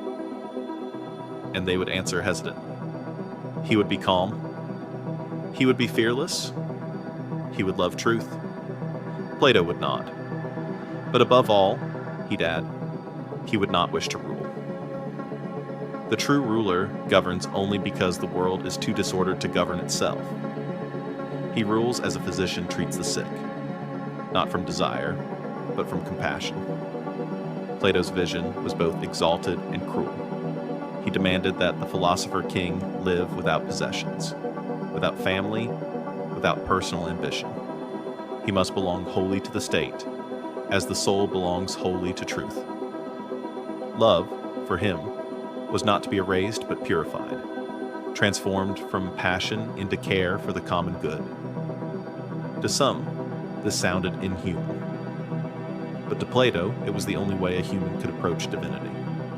He believed that love, when freed from self, becomes wisdom, and wisdom, when translated into action, becomes justice. Still, he knew how fragile such perfection was. He had seen Dionysius of Syracuse pretend at philosophy, a king who played at wisdom but could not bear its discipline. Power without enlightenment had turned quickly to paranoia, cruelty, and ruin. And so Plato wrote to the Republic not as a plan for kings, but as a warning for them. He offered the world an image of what might be, not to flatter rulers, but to measure them. Let the true statesman, he said, be the one who would rather rule justly and die for it than rule unjustly and live in glory. It was the echo of Socrates all over again. He also wrote of the dangers of false light. Those who claim wisdom but seek control, who speak of virtue yet hunger for applause. They mimic philosophers, but their souls remain chained in the cave. Their eloquence blinds, their cleverness corrupts. Beware, he warned, of those who speak of the good without having seen it. The philosopher king was not a genius of words, but a servant of truth. His greatest strength was not intellect, but integrity. He ruled not with fire, but with clarity. Plato often pondered whether such a ruler would ever be born. Perhaps, he thought, the gods send one to each age as a test, to see whether humanity has grown ready for wisdom. Most ages fail that test, yet the dream endures, like a constellation that sailors still navigate by even when no ship has ever reached it. And maybe that, he mused, is its purpose, not to be realized, but to remind the world what justice could look like if the soul were sovereign. As he aged, Plato's faith in the power of philosophy deepened, but became gentler. He no longer expected kings to become wise, but he hoped that the wise might at least advise them. He said, "Let philosophers counsel where they cannot rule." For he knew that wisdom, even when powerless, plants seeds that someday bloom. He would often end his lectures with a story. A man sees lightning strike the sea, sudden, blinding, gone. Most see only darkness after, but one remembers the flash, and that memory guides him long after the light has faded. Philosophy, Plato would say, is that memory. The city that remembers will find its way. At dusk, he sometimes stood atop the hill overlooking Athens, the city glowing beneath a violet sky. He would think of his teacher, the martyr of wisdom, of his own travels, his failures, his dreams. He knew that no philosopher king had yet ruled the world. But perhaps, he thought, the true kingdom was not political at all. Perhaps it was the realm of the soul, the place where reason governs passion, where knowledge serves compassion, where every human being could be, in some small measure, a king. He smiled faintly at the thought. Maybe in the end, every philosopher is a ruler, not over others, but over himself. And maybe that was enough. The night deepened. The city below whispered its usual music, laughter, arguments, prayers. Plato turned to go, his lamp flickering beside him. The philosopher king remained a dream, yet it was a dream that refused to die. A vision that would haunt monarchs, inspire revolutionaries, and stir the hearts of thinkers for centuries to come. For Plato knew, even if no perfect ruler ever walked the earth, every act of understanding, every moment of truth, every mind turned toward the good. That too was sovereignty. A quiet kingdom within. The sea has always tested dreamers. It tempts them with horizons that look like promises. Plato, old enough to know disappointment, yet still young enough to hope, gazed across the dark blue expanse of the Mediterranean and thought, Maybe, just maybe, the world is ready for the light. Syracuse shimmered in the distance like a mirage, an island of marble and ambition. It was there that he believed his vision of the philosopher king might finally take form. There, perhaps, the city of the just could breathe. But the gods of wisdom are rarely kind to those who try to make heaven on earth. When he arrived, the air of the court felt heavy with perfume and deceit. Gold gleamed on every wall, laughter rang too loud, and every word carried the weight of strategy. King Dionysius the Younger, newly ascended to the throne, greeted him with theatrical warmth. He spoke of virtue, of reason, of wanting to rule by philosophy. Plato listened, heart cautious but hopeful. He had seen many men pretend to love truth. Perhaps this one might actually learn to live by it. For a time, it seemed possible. The young ruler listened intently, surrounded by scrolls instead of swords.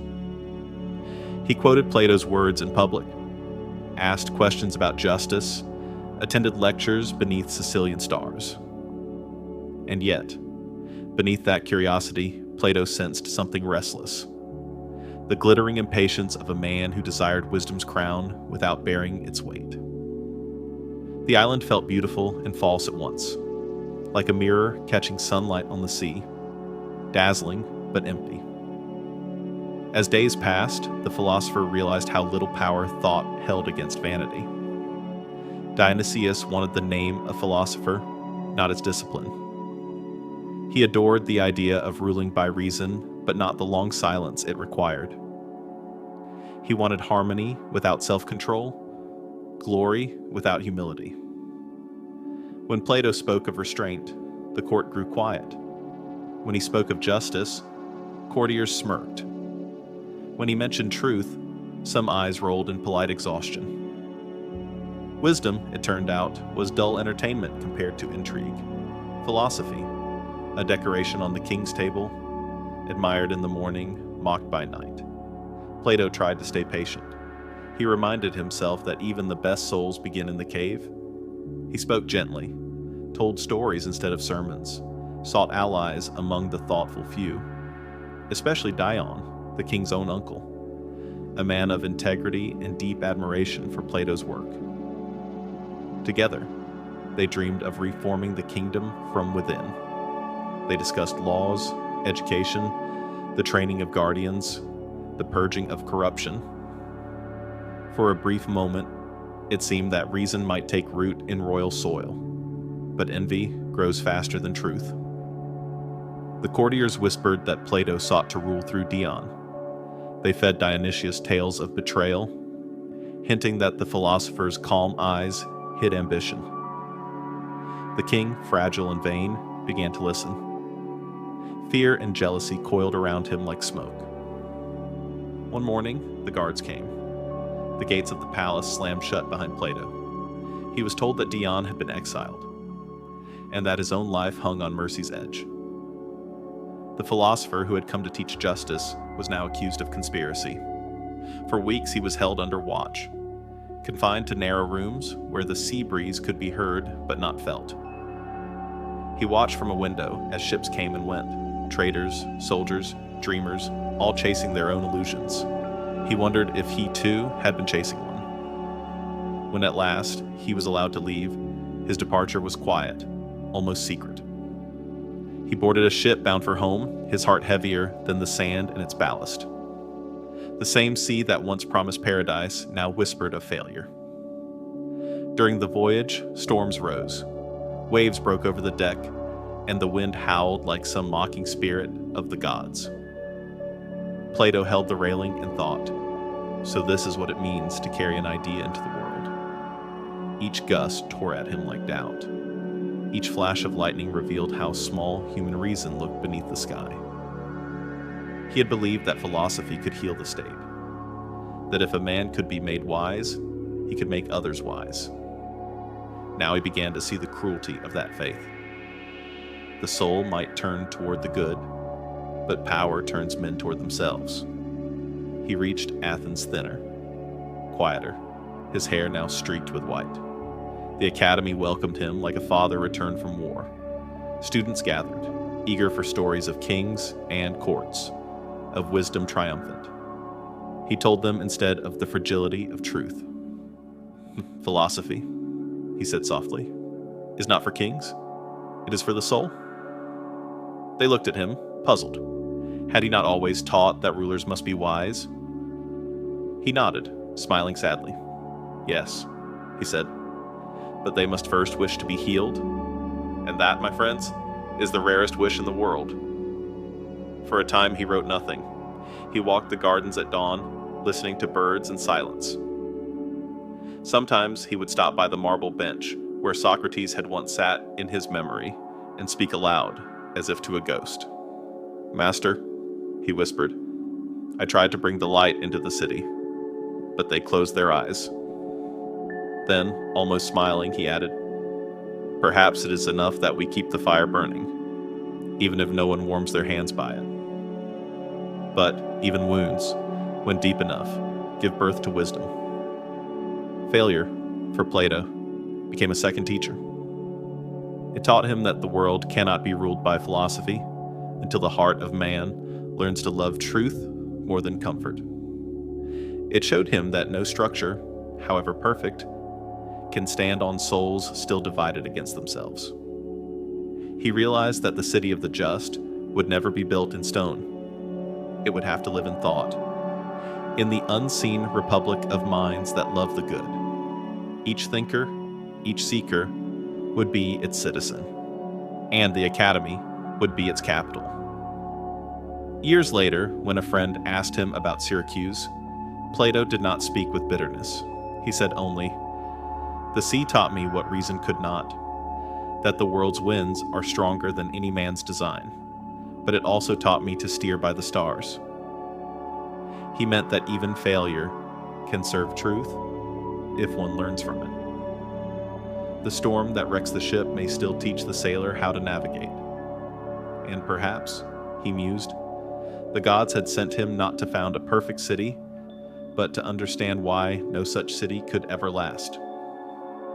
In his later dialogues, the tone changed, the certainty softened, the voice grew humbler. He spoke less of blueprints and more of journeys, less of systems, more of souls. He began to see philosophy not as construction, but as pilgrimage, the slow turning of the heart toward light, again and again, despite the storms. Syracuse had failed, but the dream had not. Because the dream had never been about a place. It was about a direction. Toward goodness, toward clarity, toward the divine that waits patiently within every human being. Sometimes, on quiet evenings, he would climb the hill above Athens and watch ships vanish into the horizon. He wondered how many carried men like himself, idealists, exiles, fools of faith. The sea shimmered in gold and indigo, beautiful and indifferent. He whispered, every wave returns to the same shore. Perhaps, he thought, ideas do too. Perhaps one day, another soul would pick up the dream he had failed to build and try again. He did not regret going. Only those who never sail avoid storms, but they also never see new worlds. He had walked among kings, spoken truth in palaces, and learned that wisdom, though ignored, leaves traces, like salt in the air, invisible yet enduring. That was enough. When his students asked what lesson they should take from his voyage, he answered, do not despair when the world rejects you. The philosopher's duty is not to win, but to witness. They wrote his words down, though few understood them then. But centuries later, when empires crumbled and thinkers sought again the meaning of justice, his voice would return, calm as the tide, steady as the sun. The sea, which had once carried him to disappointment, would also carry his memory far beyond Greece, to Rome, to the deserts of the East, to every place where men asked why the good suffer and the wise are ignored. And perhaps that was the hidden mercy in failure, that the dream denied to one man might awaken in 1,000 others. That night, as the philosopher closed his eyes, he dreamt once more of the island, not of its betrayal, but of its beauty at dawn, the sunlight glimmering on marble, the air trembling with possibility. He smiled in sleep. Even failure, he realized, was a shadow cast by the light. And the light, once seen, could never be lost. Years softened the edges of failure, but they did not dull Plato's resolve. The sea that had once carried him to disappointment now shimmered only a few miles away from the olive groves of the academy. Each morning, he could smell its salt on the wind, and it reminded him of all that had slipped beyond his grasp: kings, cities, grand designs. Yet it also reminded him that the tide always returns. He had tried to build justice in marble and failed. Now he would build it in minds. The academy became his republic.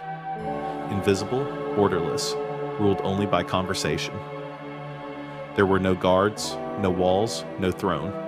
Its citizens were seekers. Men from Athens, from the islands, from far lands, whose names would fade but whose questions would endure. They gathered in the cool shade of the olive trees, sitting on worn stones while Plato walked slowly before them, staff in hand, eyes clear and kind. Sometimes he spoke for hours. Sometimes he said almost nothing. For the longer he lived, the more he understood that wisdom often enters through silence. He no longer expected to change the world overnight. He had learned that truth does not conquer. It grows.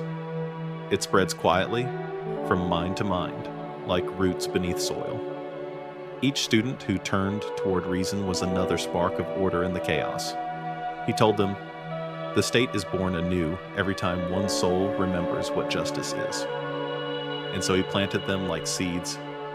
Each would one day travel outward, to teach, to govern, to question, carrying with him a piece of the light. This, he realized, was how ideas live.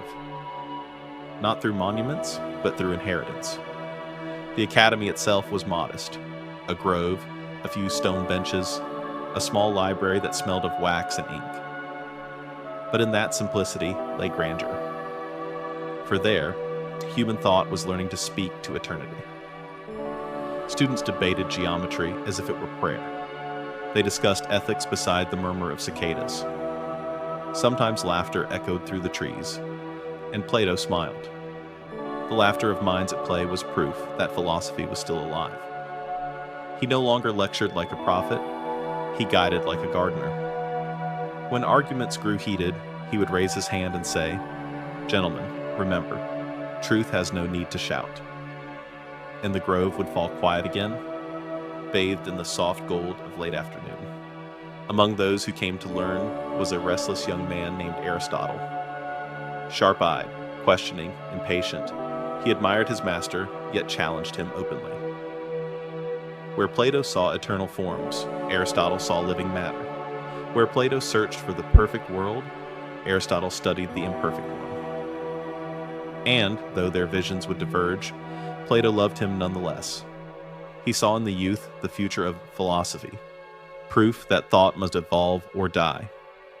"Do not repeat me," he told him once. "Refine me."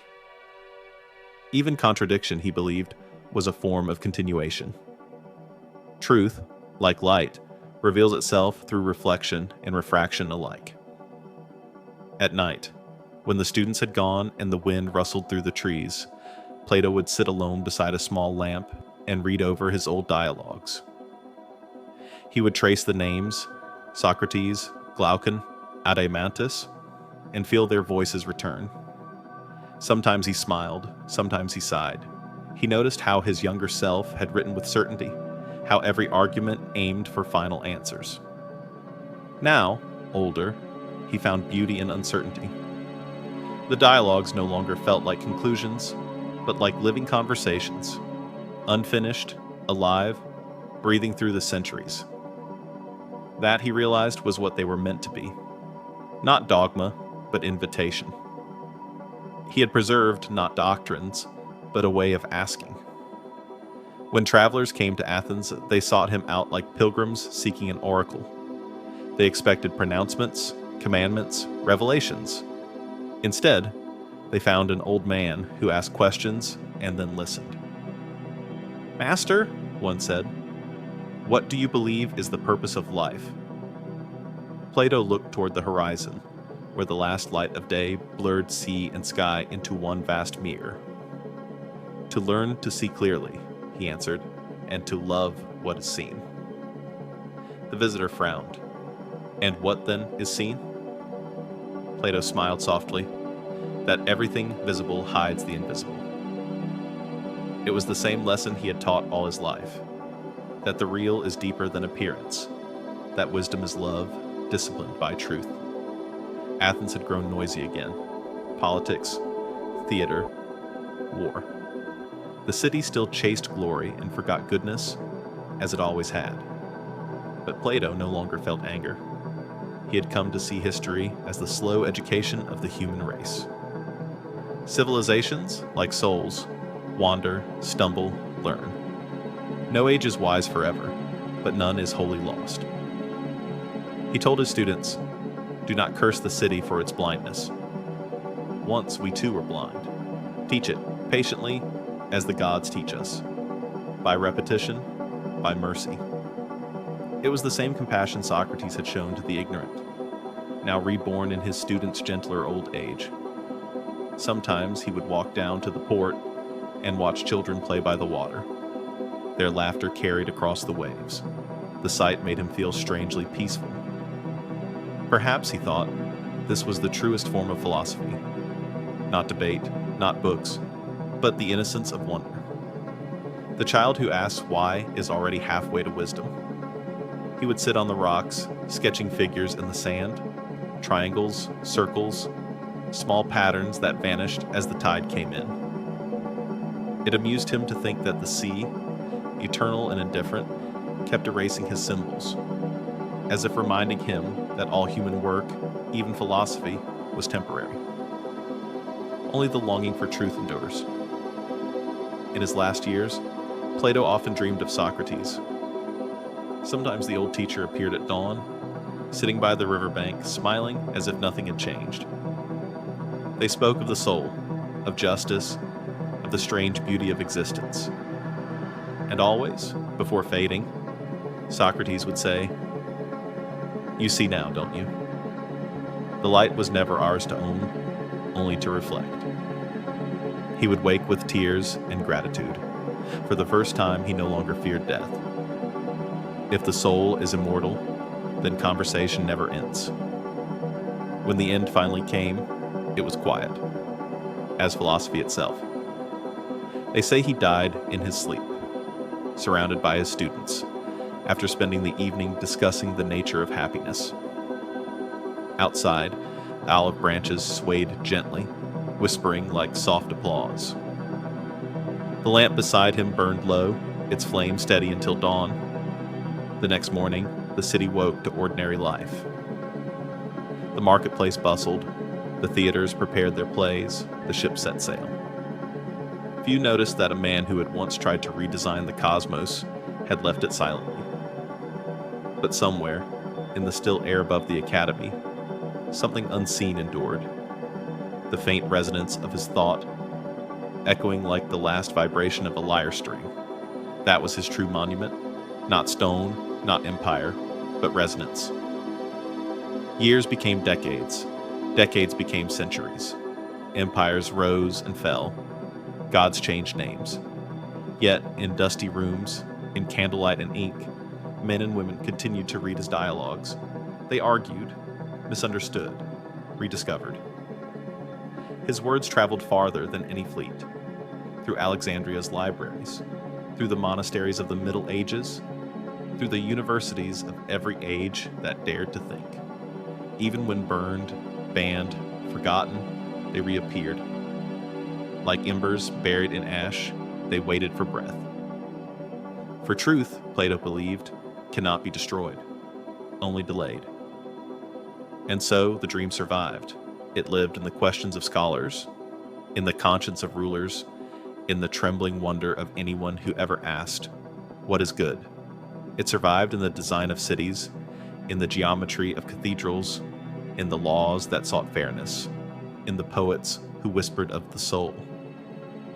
Even in the skeptic who denied him, the echo remained, for to deny Plato, one must still think with him. His republic was never built in marble, but it was built nonetheless. Across centuries, across minds, it became a kingdom of invisible citizens, all striving toward the same sunlight. If you walk the ruins of Athens today, the academy is gone. Only fragments of stone lie among weeds and dust.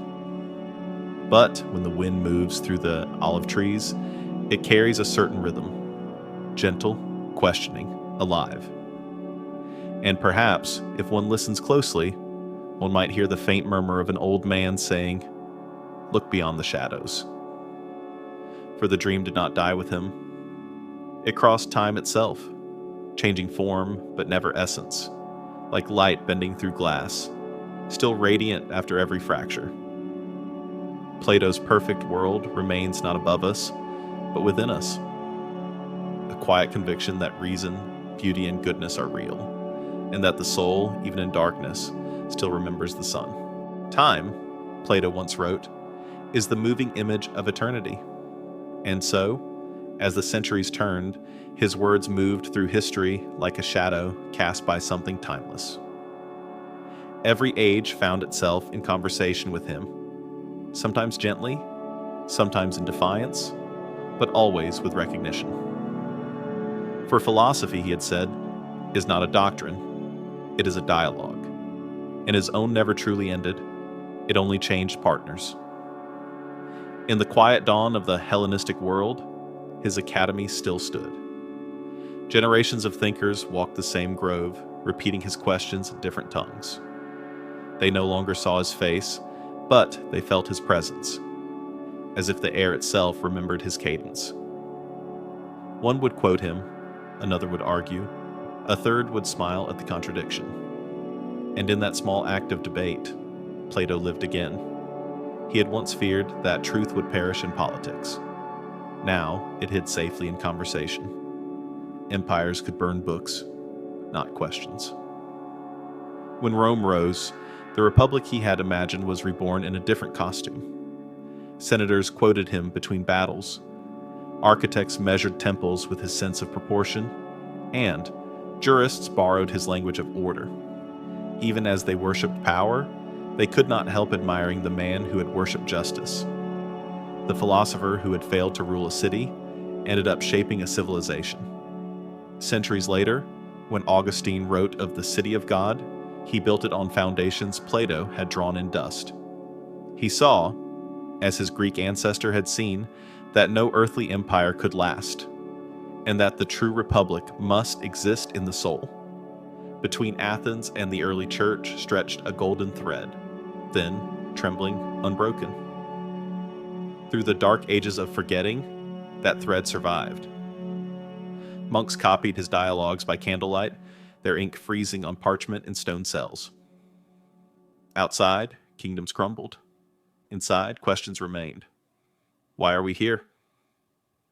Is the soul immortal? What is the good life? Those same questions had filled the air of the academy.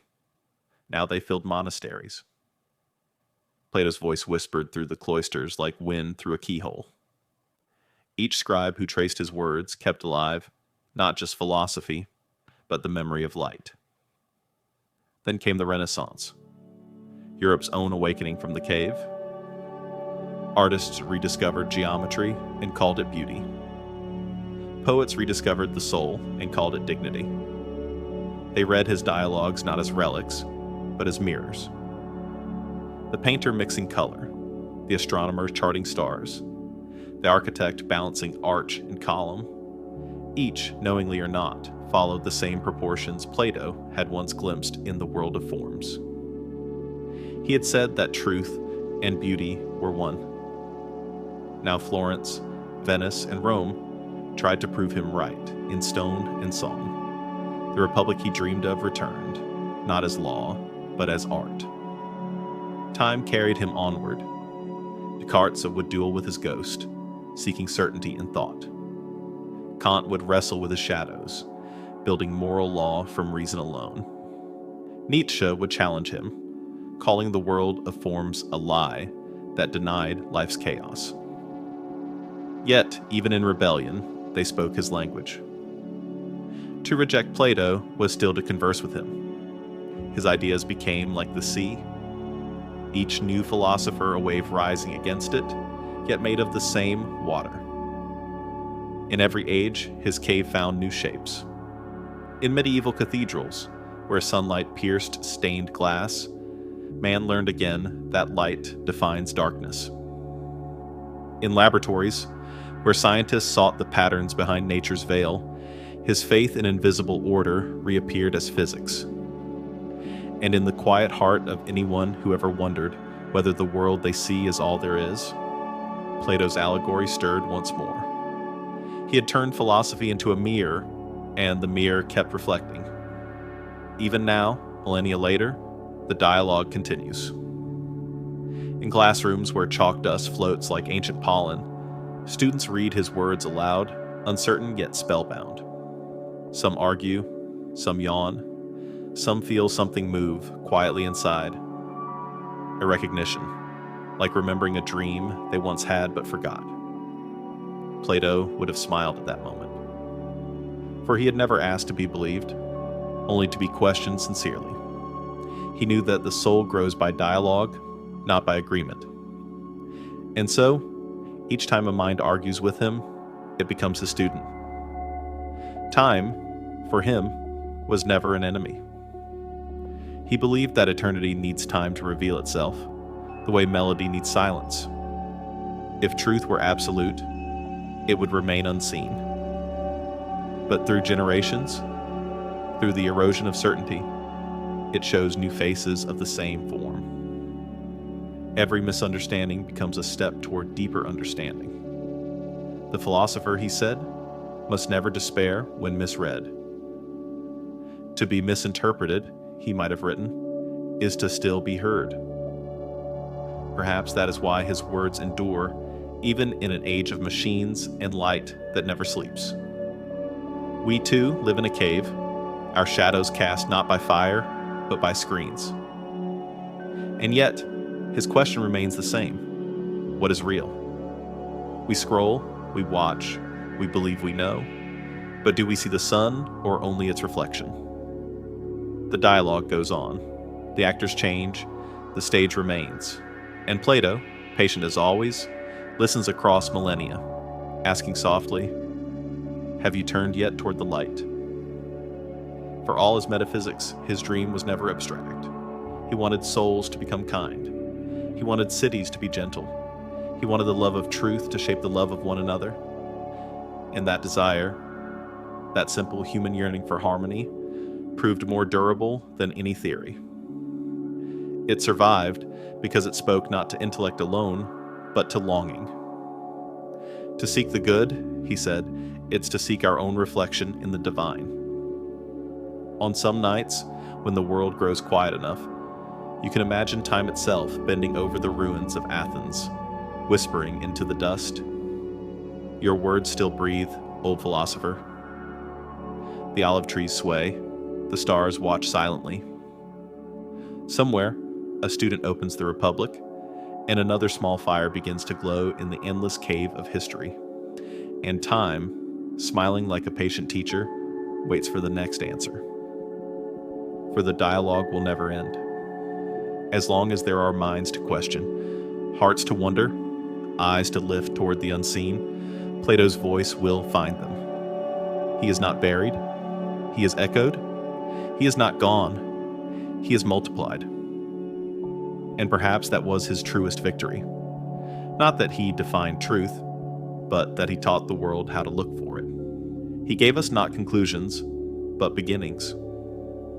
So when the ages finally grow tired, when even memory falters, when the earth returns to silence, the dialogue will still hum softly, somewhere beyond stars and time. The conversation between the soul and the eternal. And in that endless exchange, one can almost hear a familiar whisper. Come, let us reason together once more.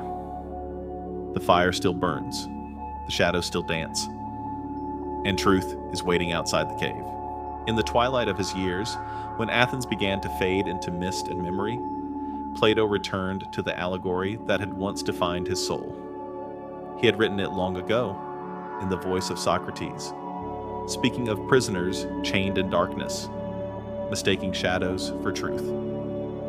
Now, after a lifetime of teaching, of exile, of failure and faith, he saw that the cave was not just a metaphor. It was the condition of mankind. He had thought that philosophy could lead men out. He now understood. It could only show them the way. The rest was will and love. When he spoke of the cave in his old age, his voice was gentler, almost mournful. The chains, he said, are not forged of iron, but of comfort. Men do not fear truth because it is painful, but because it is unfamiliar. They cling to illusion not from malice, but from weariness. He had seen it in kings and beggars alike. That quiet terror of seeing too clearly. Light exposes everything, the beauty and the brokenness. And yet to Plato, the risk remained sacred. Better to stumble in the sun, he whispered, than walk steadily in shadow. He imagined sometimes what Socrates would say if he saw the world now. Would the old teacher laugh at humanity's stubborn blindness, or would he smile with compassion? Perhaps both. For Socrates had always known that ignorance is not evil. It is the beginning of wonder. And so, Plato taught his final students that the cave is not a prison to escape once, but a condition to overcome again and again. Every generation must free itself. Every soul must turn toward the light on its own. The philosopher, he said, can only be a midwife to that turning. He looked at his students, bright, restless, unscarred, and felt both hope and melancholy.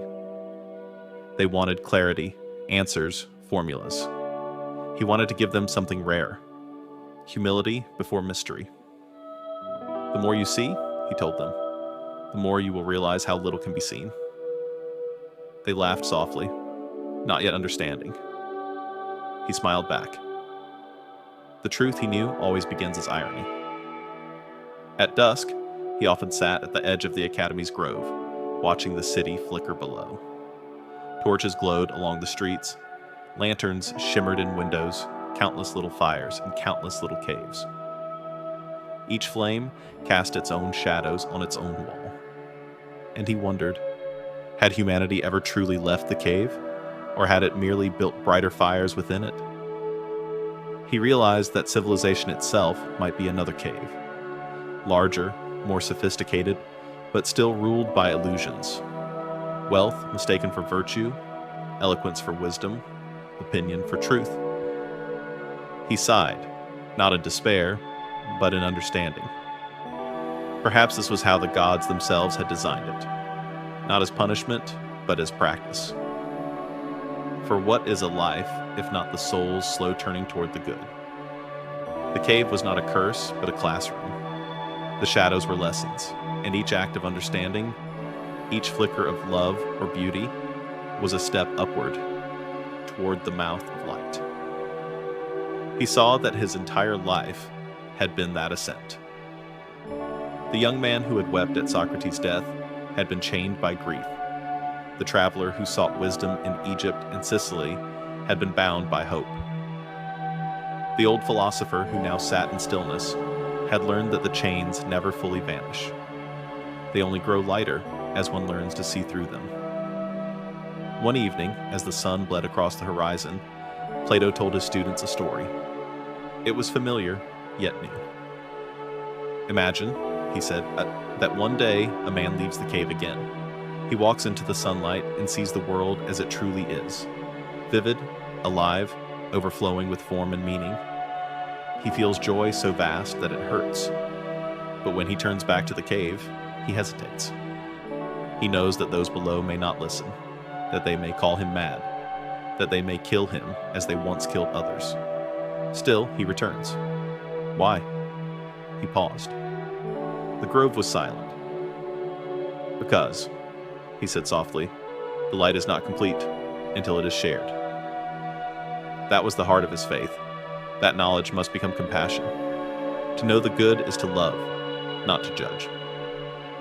Wisdom without mercy, he told them, is another kind of darkness. And perhaps, he thought, that was where humanity still stumbled. We climb toward truth, but we do not bring one another with us. We build towers instead of bridges. We confuse elevation with enlightenment. He wanted them to remember that philosophy is not escape, but return. To see the world rightly is to serve it tenderly. As he spoke, the light around them dimmed. The olive trees rustled softly, their leaves catching the last fire of the setting sun. For a moment, it seemed the grove itself had become a living metaphor, shadows stretching long across the earth, mingling with light, refusing to be entirely conquered. Plato smiled. Even nature, he realized, understands balance better than man does. Day becomes night. Light becomes shadow. Knowledge becomes humility. Nothing endures but the turning. He spent that night writing, his lamp the only star awake. He no longer wrote for readers. He wrote for time itself, for the dialogue that would continue long after he was gone. He wrote not to instruct, but to remind that the soul's journey never ends, that every age must rediscover the light for itself. His quill trembled slightly in his aging hand. He paused, closed his eyes, and saw again the cave, not as prison, but as mirror. He saw the prisoners, the flickering fire, the dancing silhouettes, and beyond them, faint but steady, the outline of the sun. And for the first time, he felt no need to leave. He simply watched, understanding that even shadows are children of light. They say that the next morning, he was found at his desk, his head resting gently on the parchment, a faint smile on his face. The candle beside him had burned down to wax and silence. Outside, dawn was breaking over Athens, the same dawn that had broken over his youth, his travels, his teachings. The city stirred, unaware that one of its last true dreamers had returned, quietly, to the world he had always sought. Time carried him away, as it does all men, but his cave remained, not in stone, but in thought. It stands still within us, every time we mistake comfort for truth, every time we fear the brightness of awareness, every time we turn back to ignorance because the real world is too vast, too painful, too beautiful. The cave endures, and so does the invitation to leave it. Look around you now, the screens that glow, the noise that comforts, the stories we tell ourselves to avoid silence. We have not destroyed the cave. We have remodeled it. The fire burns brighter, the chains are softer, and yet the lesson is the same. To wake is still a choice. To seek is still the hardest thing. And yet, somewhere, someone still looks up, just as one prisoner once did, and sees the faint light leaking from the mouth of the cave. They stand, trembling, and begin to walk. Perhaps that is Plato's truest immortality. Not that he lived, or taught, or wrote, but that he continues to whisper across centuries, there is more than this. The fire still burns, the shadows still dance, and the light, that eternal light, still waits, just beyond the wall. The voice of one man seldom outlives his breath. Yet Plato's voice, gentle, deliberate, woven from silence and wonder, has crossed 2.5 millennia, as if time itself paused to listen. He never raised an army. He built no empire. And still, his thought conquered worlds the sword could never touch. His words did not march. They lingered, in books, in whispers, in the quiet hum of minds learning to ask why. When he died, the academy continued to breathe. Students taught students. Questions bred questions. Generations came and went like seasons, but the grove endured, a small republic of reason beneath the Attic sun. Even as wars tore Athens apart, the olive trees still sheltered those who sought to think before they spoke. That alone, perhaps, was victory. But the echo did not stop at the city's edge. It crossed seas, languages, empires. Plato's thought, the dream of harmony, the longing for the good, began to move like underground water, silent yet unstoppable. In Alexandria, his dialogues were translated and debated. Philosophers argued over his meanings by the light of oil lamps that flickered like the fire in his cave. Some said he was a mystic, others a mathematician of the divine. Each was partly right, for Plato had built a bridge between heaven and reason, between love and law. He had taught that truth is not cold, but luminous, that to know is, in the deepest sense, to adore. When the Roman world expanded, his ideas slipped into its bloodstream. Cicero borrowed his rhythm, Seneca his moral calm. Even emperors who ruled by power quoted the man who ruled by persuasion. Govern the self before you govern men, he had written. And for a moment, even tyrants listened. The echo deepened with the centuries. When Christianity rose, its thinkers found in Plato a companion they had never met. His realm of forms became, for them, the idea of heaven. His form of the good, radiant, unchanging, became the face of God. Faith found in him a vocabulary older than its scripture. And so the pagan philosopher became an unwitting prophet. But the echo was never worship, it was conversation. Every generation that inherited his thought reshaped it, like potters molding the same clay into new vessels. To the mystics, he was a guide to transcendence. To the rationalists, a lover of order. To poets, a dreamer of perfection. To skeptics, an adversary worthy of argument. He became what he had always been, a mirror. And each age, gazing into that mirror, saw itself. The Middle Ages carried his voice through the dark. In quiet scriptoria, monks copied the Republic beside psalms and prayers. The ink froze on their quills in winter, their fingers cramped, but they kept writing. They did not know his face, only his words, and yet, in preserving them, they preserved a form of courage, faith in the written mind.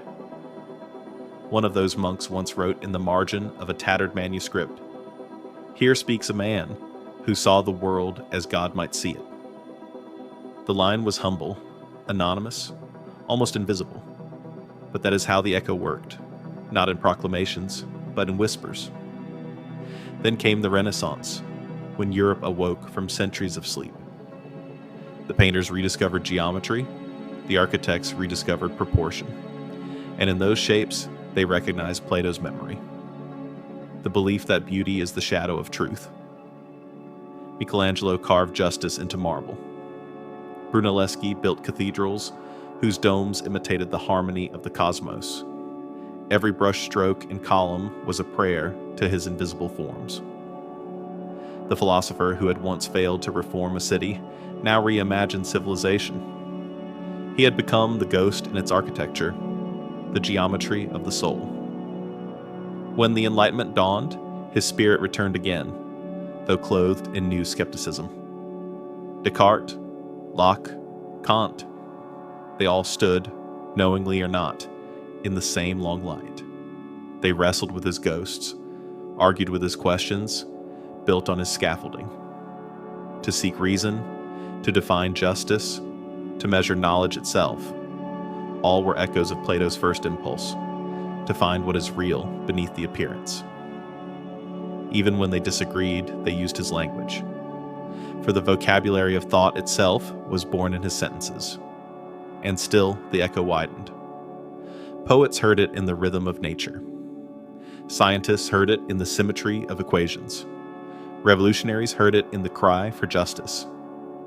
He had written of harmony, and the world, in its own wild, imperfect way, kept trying to remember that tune. Each age failed, as he once did. Each age tried again. And in that endless repetition, the dream survived. In modern times, the echo changed tone, but not substance. Psychologists reimagined his tripartite soul as the conscious and unconscious mind. Politicians quoted him to justify their republics. Teachers invoked him every time they asked a student not what to think, but why. Even the skeptics who dismissed him as naive were playing his game, testing the limits of truth as he had invited them to do. Somewhere, he might have smiled.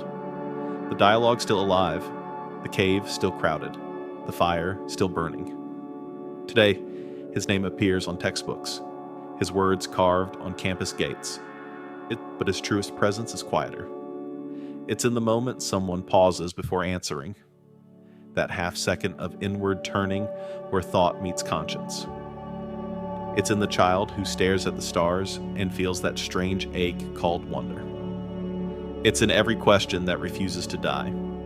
That is where Plato lives now, not in marble busts or syllogisms, but in the reflex to ask what goodness is, what beauty means, what truth requires.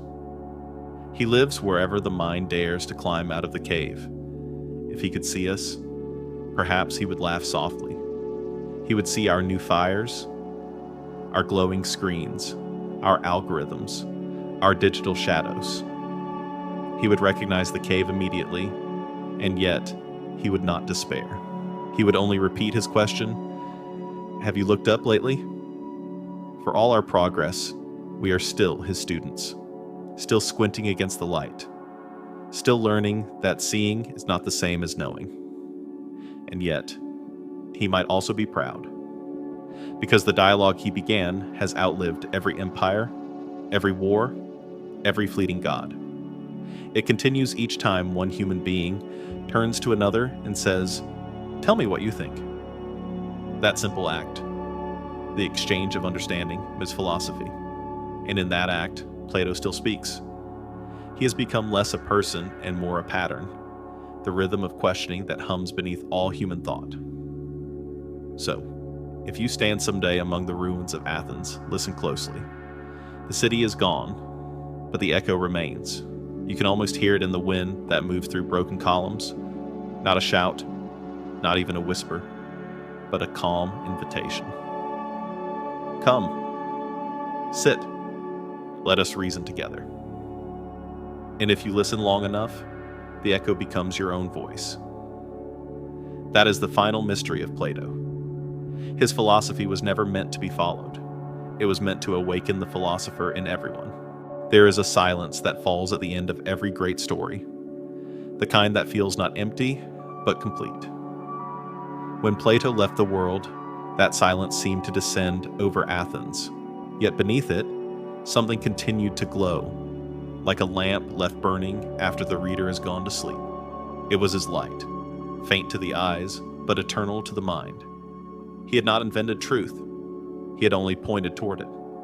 And that pointing, that gesture of the soul toward what is higher, clearer, better, became one of the few constants in all of human time. The centuries that followed turned his name into legend, his thought into foundation. Philosophers argued, empires collapsed, faiths rose and fractured. But through it all, his light endured, changing color with every age, yet never going out. In one century it burned in parchment, in another in marble, in another in the circuitry of machines. It passed from lips to lips, from teacher to student, like a candle carried through the dark. Each generation dimmed for a while, then brightened again, proof that ideas, unlike bodies, do not die. They transform. What made his light indestructible was not its brilliance, but its warmth. It was a light made of questions, not answers, of wonder, not pride. It asked only, what is good? What is true? What is beautiful? Those three questions became the axis of civilization. Every cathedral, every law, every poem, every discovery of science is, in some secret way, a continuation of them. Even when the world forgets Plato's name, it cannot escape his rhythm. He taught the mind to turn, and the turning never stops. Somewhere between myth and memory, his light began to mingle with others. Socrates' courage, Aristotle's logic, Augustine's faith, Descartes' doubt, Newton's order, Einstein's wonder. All were variations of the same radiance. It was as if the torch had split into 1,000 flames, each carried by a different hand, each illuminating a different corner of the cave. And in that dispersion lay its triumph. The teacher had become invisible, and therefore omnipresent. When the world sank into wars, when bombs fell on cities older than philosophy itself, his words survived, copied, translated, whispered in classrooms, hidden under coats, in libraries that burned. Some soldier somewhere would open the Republic and find a line about justice. Some prisoner would read his dialogues and feel, for a moment, unchained. That was the miracle. The power of thought to comfort, to steady, to remind man that he is still capable of reason when everything else descends into madness. The light could be wounded, but never extinguished. In the 20th century, under the hum of electric light, scholars once again debated his meaning. Was his world of forms mere metaphor? Was his republic tyranny or utopia? They argued endlessly, as he would have wanted, for Plato knew that disagreement is not decay, it is vitality. Truth breathes through friction, not conformity. And so, even in dissent, the dialogue went on. Every argument was another spark struck against the stone of his thought. Beyond academia, his light drifted quietly into the everyday. When a teacher tells a child to think for themselves, when a parent explains that right matters more than reward, when a scientist pauses before data and whispers, "What if?" there he is, unseen but present. For philosophy, as Plato dreamed it, was never a profession. It was a way of seeing. He had once said that learning is remembering, and maybe that is why, even now, his ideas feel strangely familiar, as if we have always known them, as if they come not from books, but from something deep within our own soul. The light he lit is not alien, it is ancestral. The modern world believes itself far from Athens. We live among satellites and skyscrapers, not marble and myth. But our restlessness is the same, our questions unchanged. We still stand between shadow and sun, longing to understand the space between them. Plato's cave has simply become global, its fire brighter, its illusions more subtle. And yet, the invitation remains: turn, look toward the source.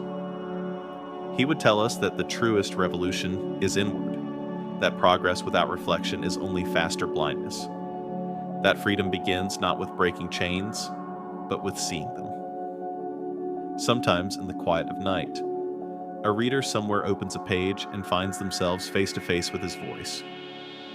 Not loud, not commanding, just steady. It feels like standing at the edge of dawn. The world is still dark, but something in the east is glowing. The reader feels it before they can name it. The warmth of recognition. The realization that they are not alone in wondering, not alone in seeking. That others have walked this path before and left footprints made of thought. That is the light, the one that never died. If you listen for it, you can still hear its pulse in everything that endures, in the logic of law, in the grace of architecture, in the dignity of speech, in the trembling moment before apology or forgiveness. The light lives wherever truth and beauty meet, in the trembling edge between reason and compassion. Even in despair, it whispers, there is meaning. Even in ignorance, it waits patiently to be seen. Perhaps that is what eternity truly is, not endless time, but endless understanding. Plato once said the soul longs to return to the realm of forms, to the pure reality beyond decay. But maybe the forms have never been far away. Maybe they unfold through us, every time we think clearly, act justly, or love without possession. Maybe eternity isn't above us, but awakening inside us, one thought at a time. The sun in his allegory never sets. It only hides behind our forgetting. And so the circle closes, from shadows to light, from ignorance to wonder, from Athens to infinity. A young man watched his teacher die, wrote his pain into philosophy, dreamed of justice, failed to build it, and in failing, made something stronger than any city. He made a conscience for the world. His cave still stands, his light still burns. And every time one soul turns toward truth, the dawn begins again. If you ever doubt it, step outside before sunrise. Watch the darkness fade, the horizon blush, the first rays spill across the earth. That moment, when the world is neither night nor day, but both, is Plato's legacy. It is the eternal reminder that even in shadow, light is already on its way. And somewhere, beyond time, the old philosopher smiles, for the world is still awakening. And the light, the one he saw, the one he chased, the one he carried, never died. The grove is empty now. The dust has settled where sandals once brushed the earth. The olive trees still sway, their roots deep in the same soil that once held the footsteps of men who asked impossible questions. The voices are gone. Socrates, Plato, the chorus of young minds. Yet if you stand there at dawn, you can almost hear them. A low hum of thought carried gently on the wind. It is the sound of philosophy. Not a shout, not even a word, but the hush before understanding. The story of Plato ends not in triumph, but in stillness. He left behind no empire, no riches, no monument grand enough to bear his name. Only pages, fragile, inked, human. And yet, through them, the world learned to think of itself. He taught us that wisdom is not a possession, but a pursuit, not an inheritance, but a rebirth that must happen within each soul. To study him is to step again into the same cave, to see the same fire, and to feel the same pull toward light. It is to become, whether one wishes to or not, a student of eternity. Plato believed that learning is remembering, that we are born not blank, but homesick. Somewhere deep within, the soul already knows what it seeks: the good, the beautiful, the true. And philosophy is simply the art of recalling it. Perhaps that is why his words still awaken something so ancient in us. They do not teach us what we do not know. They remind us of what we forgot. To read him is to feel a door open, not outward, but inward. To hear an echo that sounds strangely like your own voice. Every era has tried to claim him. The theologians, the rationalists, the revolutionaries, the poets. Each has found in him the reflection they needed. But Plato himself would smile at the irony that the greatest student in history became the greatest teacher precisely because he never stopped learning. He remained curious until the end, still refining, still asking. Even his last writings end mid-thought, as if he knew that wisdom is not a conclusion, but a horizon. And so, he lives not as a master, but as what he always was, an eternal student. Perhaps that is his final lesson, that the highest mind is the most humble, that certainty is the first chain, and wonder the first freedom. To think deeply is to bow quietly before what cannot be fully understood, and still love it enough to keep asking. That is the posture of the philosopher, not standing above the world, but kneeling before its mystery. He taught that the wise man's heart must remain porous, open, unguarded, for only an open heart can reflect the light. When we look back across 25 centuries of his influence, the cathedrals, the constitutions, the classrooms, the countless names carved into the history of thought, we find his presence not in what has been built, but in what still searches. Every scientist testing a theory, every artist sketching an unseen image, every child staring at the stars, all are echoes of that same wonder that once stirred in Athens. The dialogue continues, because the question never ends. And so, this story too cannot truly end. It must remain open, like his books, like his mind. For Plato's world was never meant to be finished. It was meant to be lived. The light that guided him still waits beyond each of our own small caves. The turning of the soul is emotion older than language, repeated in every human being who dares to think kindly, see clearly, or act justly.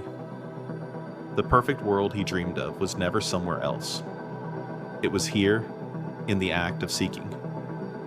If you listen carefully, you can still hear the sound of chalk against stone, the murmur of debate, the laughter of youth beneath the trees. You can feel the presence of the man who believed that thought itself could heal the world. And you may sense, perhaps, that he is still here, walking slowly among us, his robe brushing the dust, his eyes bright with patient curiosity. He does not speak loudly anymore. He whispers through every question that begins with why. So when you close the story, do not think of it as an ending. Think of it as an invitation to step outside the cave, even for a moment, to look toward the light, not to possess it, but to remember it, to live as a student of what cannot die. For we are all, in the end, disciples of that same eternal lesson. That truth is not owned, only discovered. That wisdom is not final, only found again and again, and that the soul, however lost, still remembers the way home. And somewhere, in the silence between thoughts, the old philosopher smiles. The fire flickers, the shadows move, the dialogue goes on. The